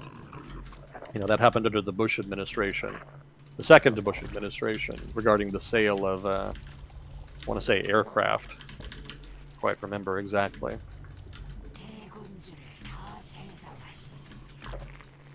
Let's see, how do we reconcile the legitimacy of affirmative action programs considering they represent creating an inequity and opportunity for employment and education? Ooh, you want me to take this one? Go ahead, take a crack. Okay. So, affirmative action, some people also call it positive discrimination, which basically means if you have the choice between hiring a person of a majority group versus a minority group, you would favor the minority group. And if you're part of the majority group, it might feel like, I just got robbed from a position where I had equal credentials of someone else. This is basically the response to a long-term problem of discrimination in the other direction. So you're trying to balance the scales to effectively cancel out the existing discrimination by favoring the group that has been historically oppressed. Which I wouldn't say really a fun thing that people are particularly happy about, but it's kind of what a lot of people perceive as necessary, which is why we have it, to allow minority groups to get a foothold, economically speaking. And you have seen a lot of growth, like we've talked about the Atlanta middle class, the black middle class in Atlanta, and how they're really a thriving demographic. The U.S. had a history of slavery and whatnot that a lot of, let's say, Europeans who watch and listen to the stream, they don't really quite have a sense of how much that's tied to the history of the United States and why that's an issue that we talk about so much. Yeah.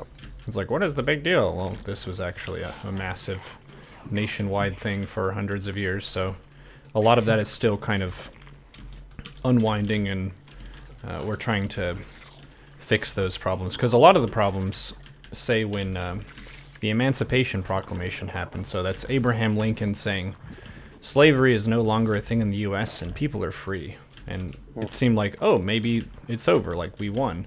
But basically that just pushed the discrimination underground, where you had to be quiet and subtle about discrimination rather than just overtly enslaving people. It was like, you can just pay them ridiculously low wages, and if they're not educated, they don't really understand how to fight for their rights and stuff like that.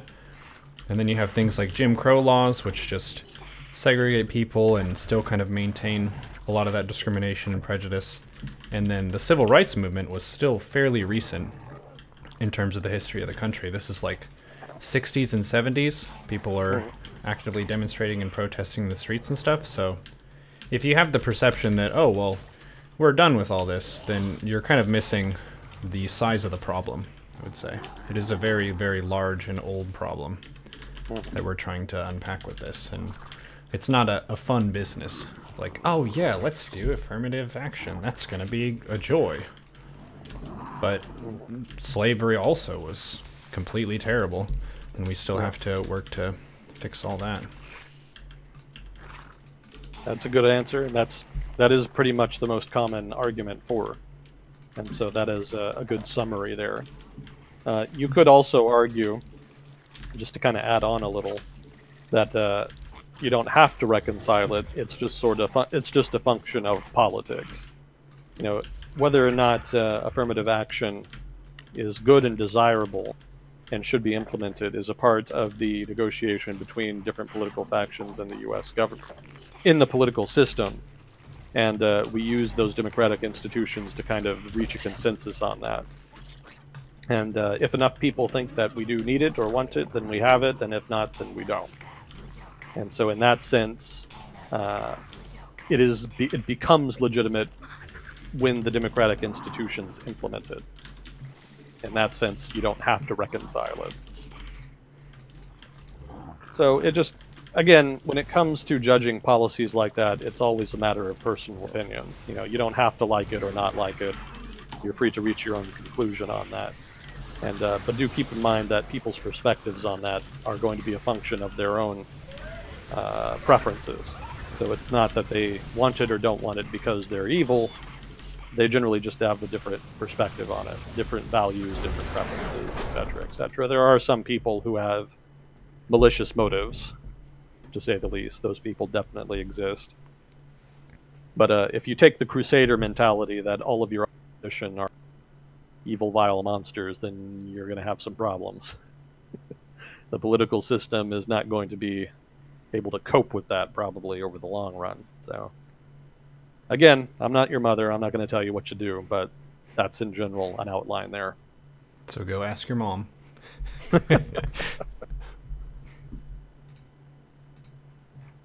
Let's see. I understand that discrimination still exists today and institutional racism is still a serious problem, but my question was regarding whether creating equity versus inequity in the other direction was a good direction. Well, I would reiterate what I just said. That's almost purely subjective. It just depends. For one, people would probably debate whether it's creating inequity. That's a whole debate in and of itself. But beyond that, you could argue that certain types of inequity are justified given certain circumstances. So that kind of goes back to Neuro's explanation just now of people arguing that historical circumstances justify the imposition of inequity now as a kind of compensation. And again, people may or may not agree with that, but that is the argument. Whether or not it's a good thing, again, subjective. Different people with different perspectives will read that differently. Obviously, people who think that positive discrimination of the vein represented by affirmative action is a net positive for society and is therefore justified given the sundry costs involved. People more concerned with the inequity side of that equation probably would be opposed. No shock. And again, that's a gross simplification. I'm sure there's a whole range of perspectives on it, depending on how people interpret it and people's values and et cetera, on ad infinitum. But nominally, that's a rough outline of the spectrum you're dealing with. Policies and policy preferences are a spectrum. It's not binary, and people push them based on values that are themselves on a spectrum. It's also more of a long-term effort that has short-term inconvenience. So there is a personal anecdote from my life that kind of was the first instance of that. I applied for an academy where they're looking for high school kids who are way above par in their school to leave high school early and go to university. And I applied with a bunch of other people from my high school, and there were people with lower grades than me who got in, and I was placed as an alternate. And I think it was because the academy was looking for diversity. And at first I was like, oh, this is unfair, I'm upset. But then I ended up getting in anyway. And then the diversity was a really enriching part of the experience. There were a lot of kids who came from a different cultural background from me, and it ended up being pretty awesome if you think about the experience that they get, and also how much more difficult it is if you're coming into the country either first generation or second generation and trying to go for higher education. So it was that aspect that for an individual, if you're applying for one thing, say a job or a university or a school, it might make you a little bit grumpy, but the bigger picture is you're going to have greater diversity in more of your country's industries moving forward. So long-term plus short-term, there are going to be some grumpy people. So that's why there's friction in this sort of discussion. Yeah, affirmative action programs are always controversial. You can see that in just about every country that they're implementing. India is a case in point. Indian politics has a lot of debates about that. Because they, of course, have lots of debates about the caste system there, and especially about the position of Dalits and how they need government assistance in order to overcome caste discrimination. And so a big chunk of the politics over there is about giving reserved government, what's the phrase? Reserved jobs in government, basically. Quotas, that's what it was. They give quotas for in-government jobs for certain groups. These include people of a low caste, like Dalits. They also include people of tribes and other backward castes, I think. And so there's a number of special groups that kind of get special consideration. And I think one of the latest things was a request in Gujarat for, I think at the state level, for a special quota for people who were low income but high caste. Because that's one of the big problems with, that's one of the big points of disagreement. It's actually very common. It's not just possible, but it's not unusual for people to be of high caste but to be very low income because they live in villages and rural areas that are not very developed. And so there's a lot of people who are Brahmins or other high castes, but who are still pretty poor, relative to the overall population. And those people kind of resent losing, jobs and opportunities because, the imagination is that people in cities who are Dalits but are relatively well off are kind of getting those positions instead. And so there's tension for that reason. That kind of mirrors some of the argument in the US about it, but that just illustrates how it's universal. It doesn't matter what country it is or but the context is that it always creates disagreements in political function. It's just something that civil society and democratic institutions, if you have those, kind of have to navigate and negotiate. Probably won't get a satisfactory solution for everybody, but you just kind of have to keep working at it. Well, if we want to take a step back to the human psychology level, it's really tough to reason with a human primate that you should sacrifice your opportunities for someone else's in certain capacities. Yeah. Conceptually, if you're looking at it from a collectivist perspective, I think it's easier to accept and embrace that. But in the West, especially, the way we think about it, we're more individualist, and people want to be able to have as many opportunities for them as they possibly can, and to kind of let someone skip ahead of you in line is something that'll make a lot of people really grumpy, but long term could be for the better. Yep, that is a good breakdown. So let's see. Noam Chomsky recently said that America is a plutocracy masquerading as a democracy. What do you think of this assessment? As a follow-up, is there an effective voting system that escapes the issue of arrows and possibility theorem? I have no idea what that is, so I can't answer that. I don't have a background in poli-sci, so I'll have to look that up and maybe I can get to it next time. I'll sandwich it in after all the Macedonian research. Let's see. So then, recently said that America is a plutocracy masquerading as a democracy. What do you think of this assessment? Well, I'm not surprised that Noam Chomsky thinks it. No shock there. If he's saying it based on a study, a particular study I'm thinking of, then I would be skeptical. Because there was a study done up in Harvard, maybe Yale, a few years ago. And what they did is they looked at, their methodology was to look at federal laws and see basically how frequently laws were passed that were pro or anti-labor. Something to that effect. And they found that there was a bias against labor. And so based on that, they kind of concluded a bit ambitiously that America is a plutocracy. And of course, that made the rounds in media, and people kind of implicitly reference it, have been referencing it ever since. The methodology is a little iffy. You know, I would have to read the paper to really dig into it, but from what I read about it, it was a little superficial. I don't know if you can conclude, based on that limited evidence, that the USA is a plutocracy outright. Certainly, you could... Sorry? There's a little bit of... I don't know, disappointment from my perspective in you have public intellectuals, right, where they start with some maybe amazing breakthroughs and discoveries. Like Chomsky is a legendary linguist. The way that he broke down how human minds are kind of pre-wired for language, it really kind of changed the way we thought about language acquisition in human beings in general, which is absolutely fantastic.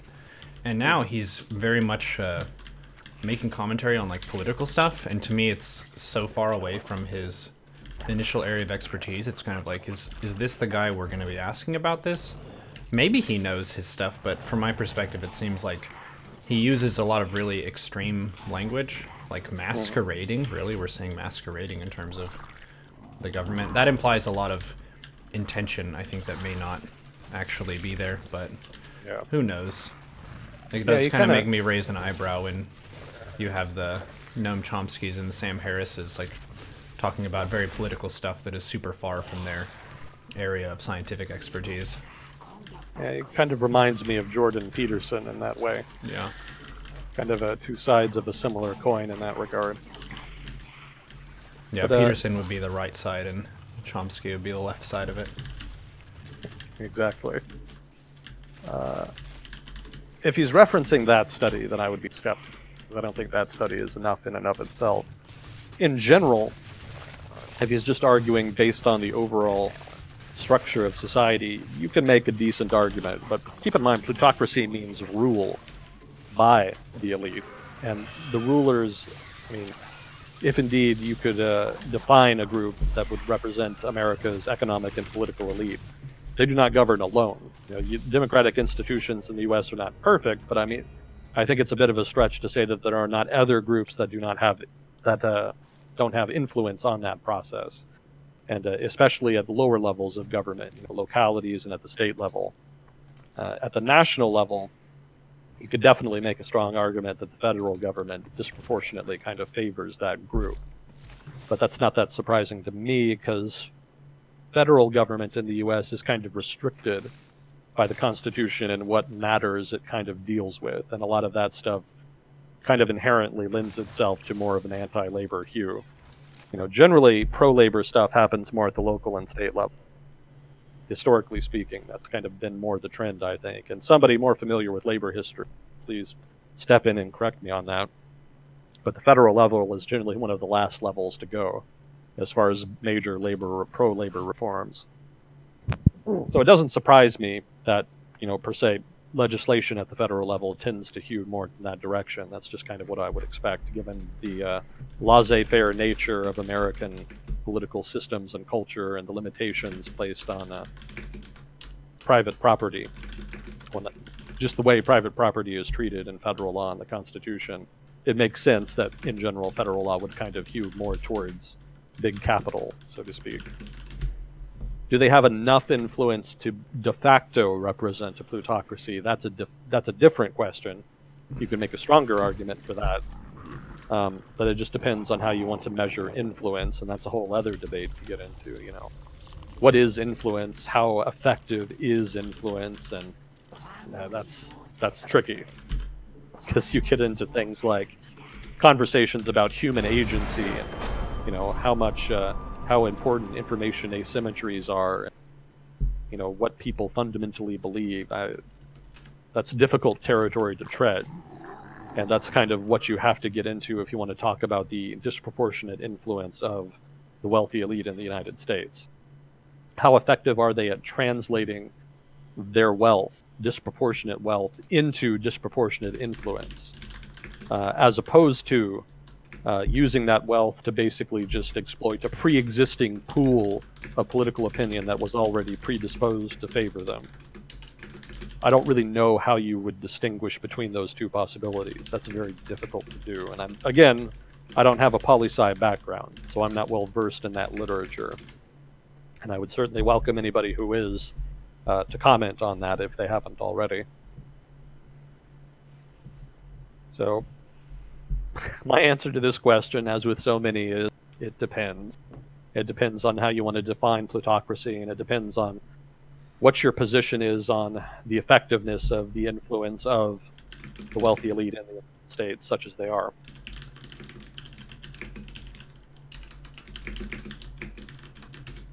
Do you foresee the internet experiencing a bifurcation between high censorship and low censorship countries? I mean, you're going to see a lot more than a bifurcation going forward. You're going to see big regulatory differences, more and more regulatory differences between different countries. And so you could see the rise of what are de facto national intranets as opposed to a global internet, which would be really sad, because that would be, basically the breakdown of the internet as we know it. It's kind of been breaking down for a while, so it seems like that's where it's trending to. But I would say that, yeah, I don't know that it would break down according to censorship per se, but I think that would be part of the picture. It would not just be censorship. There would also be things like the proposed Article 11 law over in the European Union, things like that, popping up in even democratic countries that don't censor, are going to have a big impact on what the internet in different countries starts to look like. Ideally, again, it would just be a global singular internet, but different countries have such different preferences in how they want to regulate some of the issues as regards internet governance, quote unquote, so to speak, that it seems inevitable that there's going to be a lot of different laws, different barriers introduced that will become increasingly effective as the technology evolves. Maybe I'm wrong on that. Maybe the technology evolves in the opposite direction, and we actually do still maintain a global internet. But that's kind of wishful thinking on my part. I have no idea. I'm not familiar with technology and kind of what's being developed, what's in the pipeline, so to speak.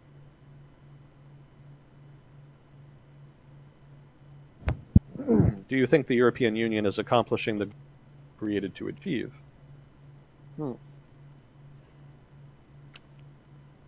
Yes, I think it is. Because the original goals were not as ambitious as they are now. The original goals were basically, how do we prevent another world war? That was pretty ideal in the aftermath of World War II. How do we ensure the prosperity of Europe so that extremist lunatics don't take over?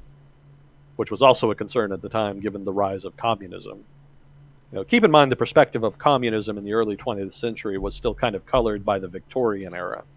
In the Victorian era, there were no communists, and most communists were kind of marginal fringe figures. They were seen more as bomb-throwing anarchists than they were as serious political force. So some of that bled over into the early 20th century. And as a result, a lot of people were very, very frightened of communists, because they were very concerned about the sort of extremist things that they thought an extremist movement like that would do. And you kind of saw some of that happening in the Soviet Union to kind of point to as evidence. Stalinist Russia was not known for its human rights policy. So I would say concern about communism in particular, if not totalitarianism in general, was part of the original vision for the European Union. They really wanted to make sure that another war didn't happen and that extremists did not have enough economic misery to play on to ever realistically have a chance of coming to power. By and large, it seems like the European Union has done that. It didn't do it by itself. Obviously, another war breaking out partly has not happened because of nuclear weapons, because of NATO, just sundry other institutional changes. But the European Union was definitely a part of that picture. What France and Germany in particular wanted to do was to try to integrate their economies such that war would be unthinkable. They would be too codependent on each other and mutual economic access to really even think about that. And also to kind of help ease other political tensions that might otherwise have led to war. The European Union has also kind of dealt with such issues like that by creating a overarching supranational set of institutions to govern disputes like that. So the European Union has served that purpose. And so in that sense, I would say, yes, it has accomplished the goals that it was created to achieve. It could perhaps have been a little smoother at times. Certainly there have been major disputes and issues. Certainly in the past few years, there's been a lot of concern. But the issues that they're running into now are issues more about the creation of a more centralized European Union, issues pertaining to the common currency. These are more technical issues, and they're also issues that are more recent, that came out of a desire to kind of extend the European Union, to take it to the next level. But the fact that they were comfortable and willing to take it to the next level kind of illustrates that they thought that the Union had kind of achieved its early goals, and that it kind of needed to take the next step towards, new, more ambitious goals. So let's see. Why have British regional accents survived for so long despite mass media, etc.? So somebody from Britain could probably do a much better job about answering this than I could, because I haven't ever been. But from what I've read, from what I remember, I think it's true, and somebody from Britain can correct me on this, that in general, if you're more well-educated and you're from one of the larger cities, you tend to have a less of an accent, less of a regional accent. That regional accents are more prominent amongst people with lower incomes and people who live in rural areas. So in that case, it's not the case that mass media has not had an effect. It's more that it's been mitigated by distance and by income, which is not unusual. You see that everywhere. You can even see that in the U.S. Here in the U.S., regional accents are stronger in rural areas amongst people with lower income levels. So I would say that in Britain's case, you could ask, why are British accents more resilient than American accents? That could have to do with the U.S. being a newer country.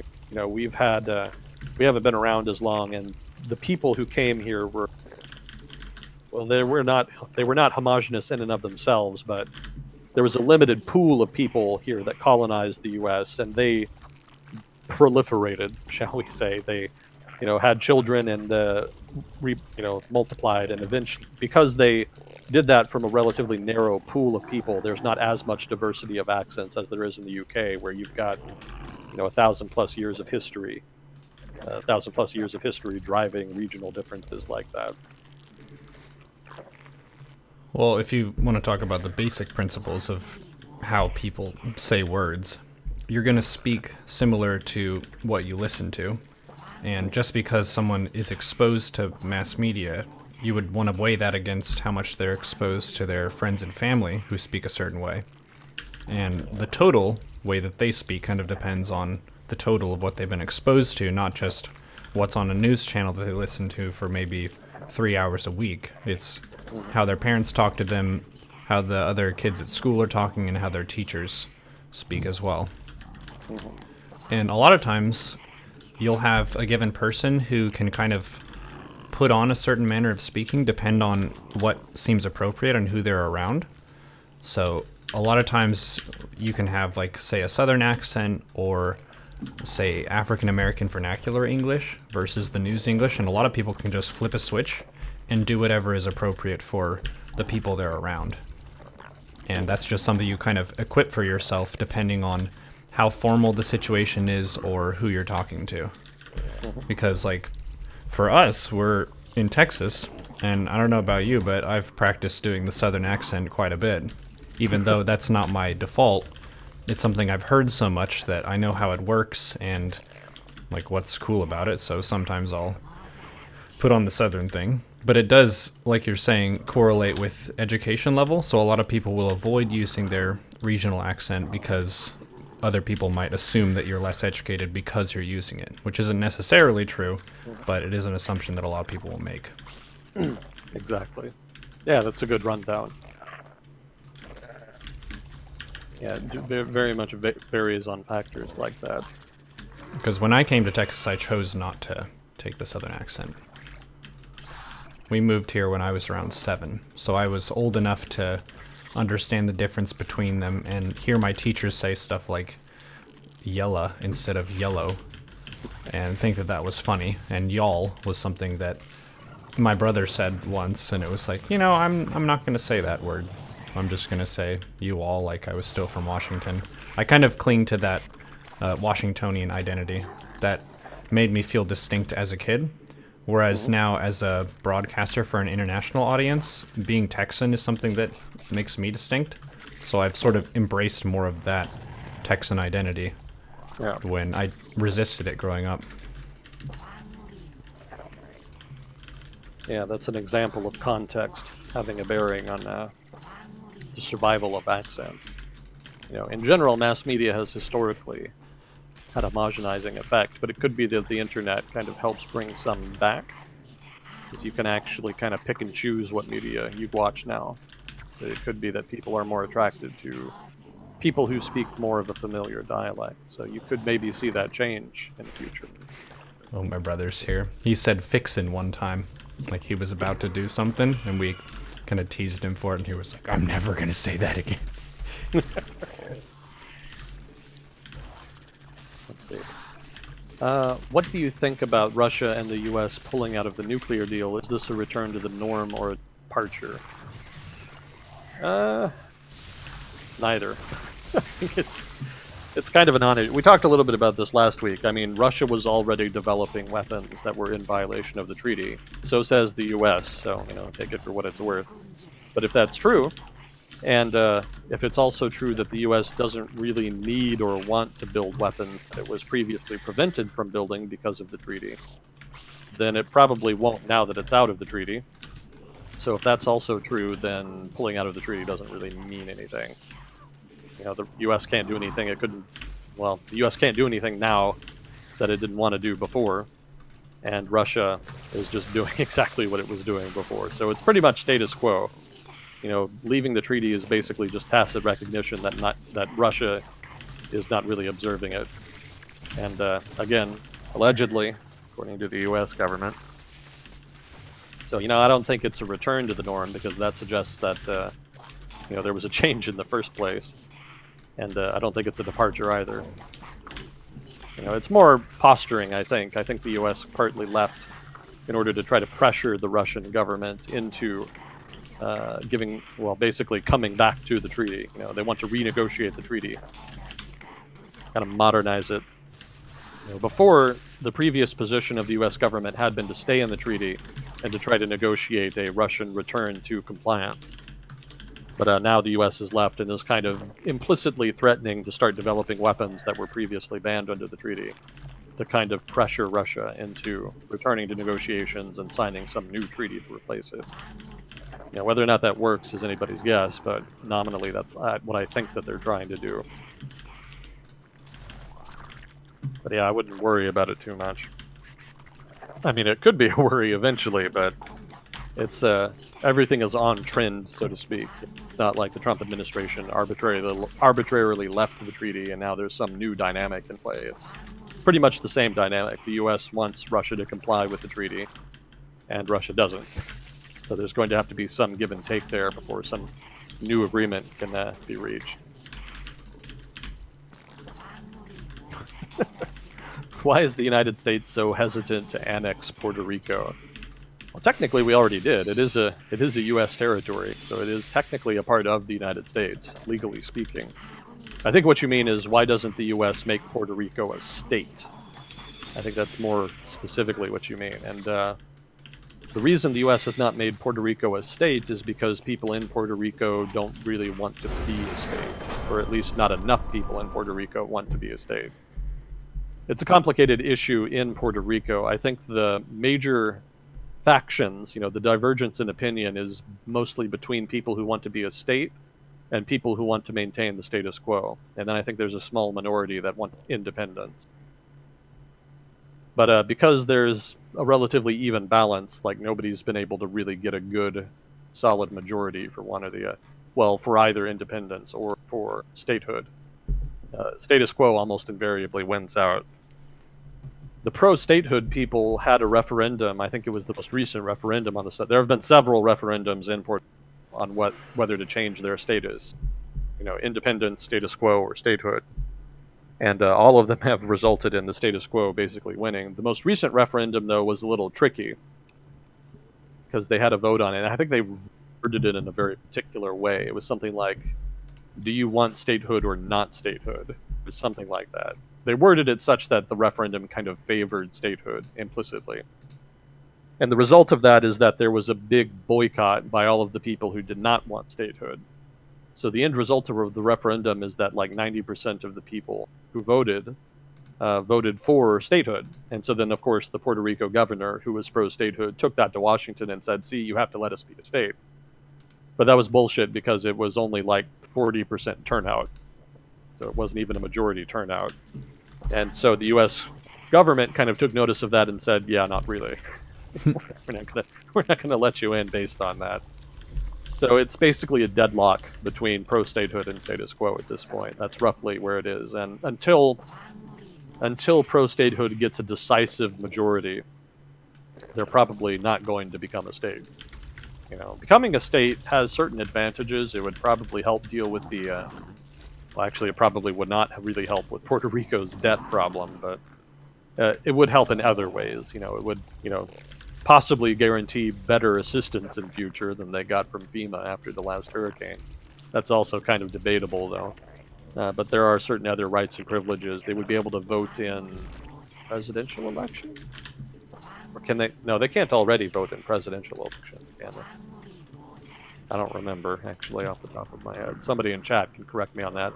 They definitely don't have representation in Congress, though. So if they became a state, they would get 2 senators and probably a handful of representatives in the House. That's, right now, they do technically have some representation in Congress right now, but it's, they have like an observer, basically. They have an observer in the House of Representatives, and it's a non-voting position. So he can be there, he can participate in debate, but he can't vote on anything. So basically just a guy who kind of voices the preferences of the Puerto Rican electorate. But the downside of being a state is that they have to pay income taxes. I think that's the way that works. Territorial citizens don't have to pay in state or federal income taxes. Oh, really? So they I only think- pay taxes to their territory itself. I believe they do pay taxes, some federal taxes, but I don't think income taxes apply to them. Hmm.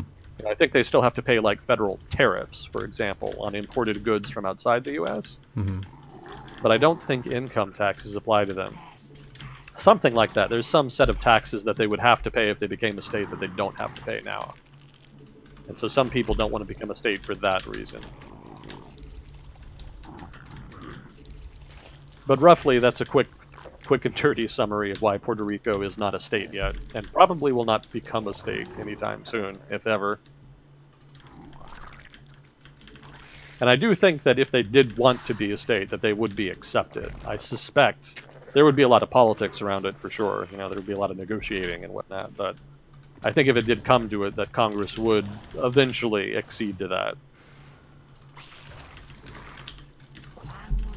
But for now, there's just not, there's just not the pro-statehood sentiment in Puerto Rico to kind of make it happen. Are there any quote-unquote concerning trends you notice in the political left in the U.S.? I recognize this is in large part subjective, but maybe there are some insights to be garnered from a historical perspective, i.e. of the ails of political movements historically, and any parallels we can draw. I mean, it's not just the left. There's plenty on the right as well. There's definitely been more extremist sentiment on the fringes of the left and right over the past, 10 years, I guess. Past couple years in particular. But past 10 years too. Yeah, I don't... Were they Yes, talking you about can. stuff like Antifa? Is that what this is? Yeah, that's probably what they're thinking of. Just any kind of political leftist violence, And they're probably also referencing the incidents of politicians in Washington, or even people who work in the Trump administration, getting confronted in restaurants and screamed at, and protesters showing up at their house, that kind of thing. Mm. So that's not just violence per se, but intimidation, Right. stuff like that. So yes, there are certainly fringe political groups on the left who do that. There are people on the right who do them too. Obviously, political violence on the far right is probably more common. Explicit violence, I mean. You have extremist groups like the KKK and what have you. I'm sure the Southern Poverty Law Center has a whole list of them that people can look at if they're interested. But yeah, I think the trend is negative as far as that goes. But I wouldn't exclusively point to the left in that regard. Well, it fits to the theme that we've noticed a lot, which is the polarization of the political landscape. Yeah. Where there's less common ground and more kind of vitriol and anger across the aisle, and less compromise. So this is kind of the social and public consequence of that trend. Yeah, so I don't know that historical analogies, I don't know how many you could really make here, because we live in a really weird, we live in this era of structural economic change from automation, technology, free trade, and we have all of these, the social effect of social media and, said technology change, all of that is kind of coming together to make for a pretty unique moment in history. You could argue that the rise of the internet and the effect it's had is a kind of singularity, and that everything going forward is going to be pretty different. There might be some similarities, but it's not really going to be proper analogy, per se. I know some people who have made the Weimar Republic analogy, which is to say that democratic institutions become delegitimized, and so there's a correspondent rise in extremist authoritarian groups. But I don't think it's that bad. It's trending in a negative direction. Groups like that have become somewhat more popular, but I don't think it's critical yet. And I don't think that average life in the U.S. is so bad as to really kind of make those groups really popular. As many people as are struggling in the U.S. right now, there's also a lot of people who are doing really well.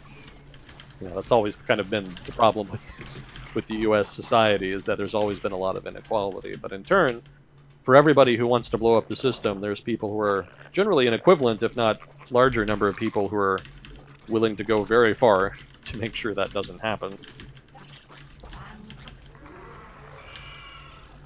So yeah, I don't know how much historical perspective can really illustrate our current moment, given some of the unique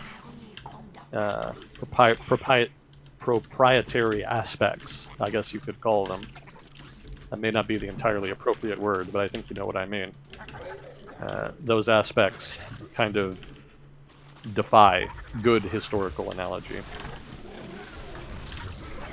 You know, one of the theories that I floated on here, and this is totally me shooting the breeze at this point. You know, one of the theories that I've presented on here before is that you could kind of explain the cultural and political changes in the U.S., if not the economy as well, although that's a little more dicey. You could kind of explain it as a reversion to mean. Basically, the U.S. is becoming more like what it was before World War II in the early 20th century. Kind of similar levels of inequality, similar political dynamics, similar labor capital tension, you know, things like that. There are some odd similarities between, uncanny similarities between present day America and early 20th century America in some respects. But again, there's the singularity argument, which basically says that, yeah, it might look similar, but it doesn't matter. It's just by accident, and really everything going forward is going to be a unique function of the weird new factors that completely change all of the social and economic and political dynamics that kind of govern society. Anybody's guess, really.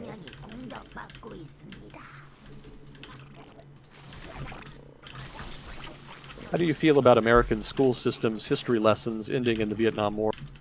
Fill the gap from then to now after they graduate high school. I think there's an old saying in history, which is that, I'm going to butcher this for sure, but it was something like, modern history is a synonym for politics. Something to that effect. You know, basically events that are not sufficiently far removed by time are basically just political issues and not really so much history. You know, because differences in opinions and, you know, perspectives and etc. You know, it kind of takes time for history to reveal rather the full picture, such that you can kind of get that big picture and make historical judgments and descriptions and whatnot. But kind of until then, there's too many unknown variables to really say that it's history so much as just political dispute, you know. So Vietnam is probably not a bad point to end, if that is indeed accurate, because the Vietnam War was hugely politically divisive in the United States. And having it end there probably solves more problems than it causes, shall we say. Yeah, and really, Americans are not known for their predilection for history. So I don't know that it really matters one way or the other. People probably forget most of what they learn in history class 5 minutes after they graduate anyway. Well, we're just not a historically minded people, Neuro. It's not about what happened then, it's about what's happening now. And that sounds like a joke, but it actually is pretty true. It actually, you know, to put it in a more diplomatic way, shall we say, Americans are much more focused on the future and building something better than they are focused on the past. And obviously that causes some problems as far as people care about historical justice. But on the other hand, we don't have as many historical hang-ups either. You know, we're not like, you know, the Balkans or the Middle East in that regard, where you have grudges that last forever and ever. You know, here in the U.S., there is in general, you know, it's kind of debatable, but in general, people are willing to look past things like that and to kind of focus more on trying to improve things and build the future rather than relitigate the past. And to a degree, that is an advantage. It has its disadvantages. I'm not saying it's perfect, but yeah, definitely that is kind of something uniquely American in some regards. Other countries have it. I'm not saying, you know, American exceptionalism and all that. I'm just saying that is one of the things that is relatively unique to the United States. I don't know, maybe Canada has that too. Canadians can feel free to comment on that. That's all for questions for now. So I did want to take time real quick here. I don't know if we have any. We have 3. We have 3 people in France watching.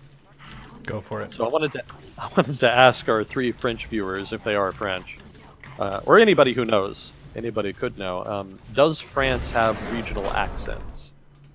I assume the answer is yes, but I'm curious if they have really distinctive, thorough regional accents that kind of are the equivalent of British regional accents.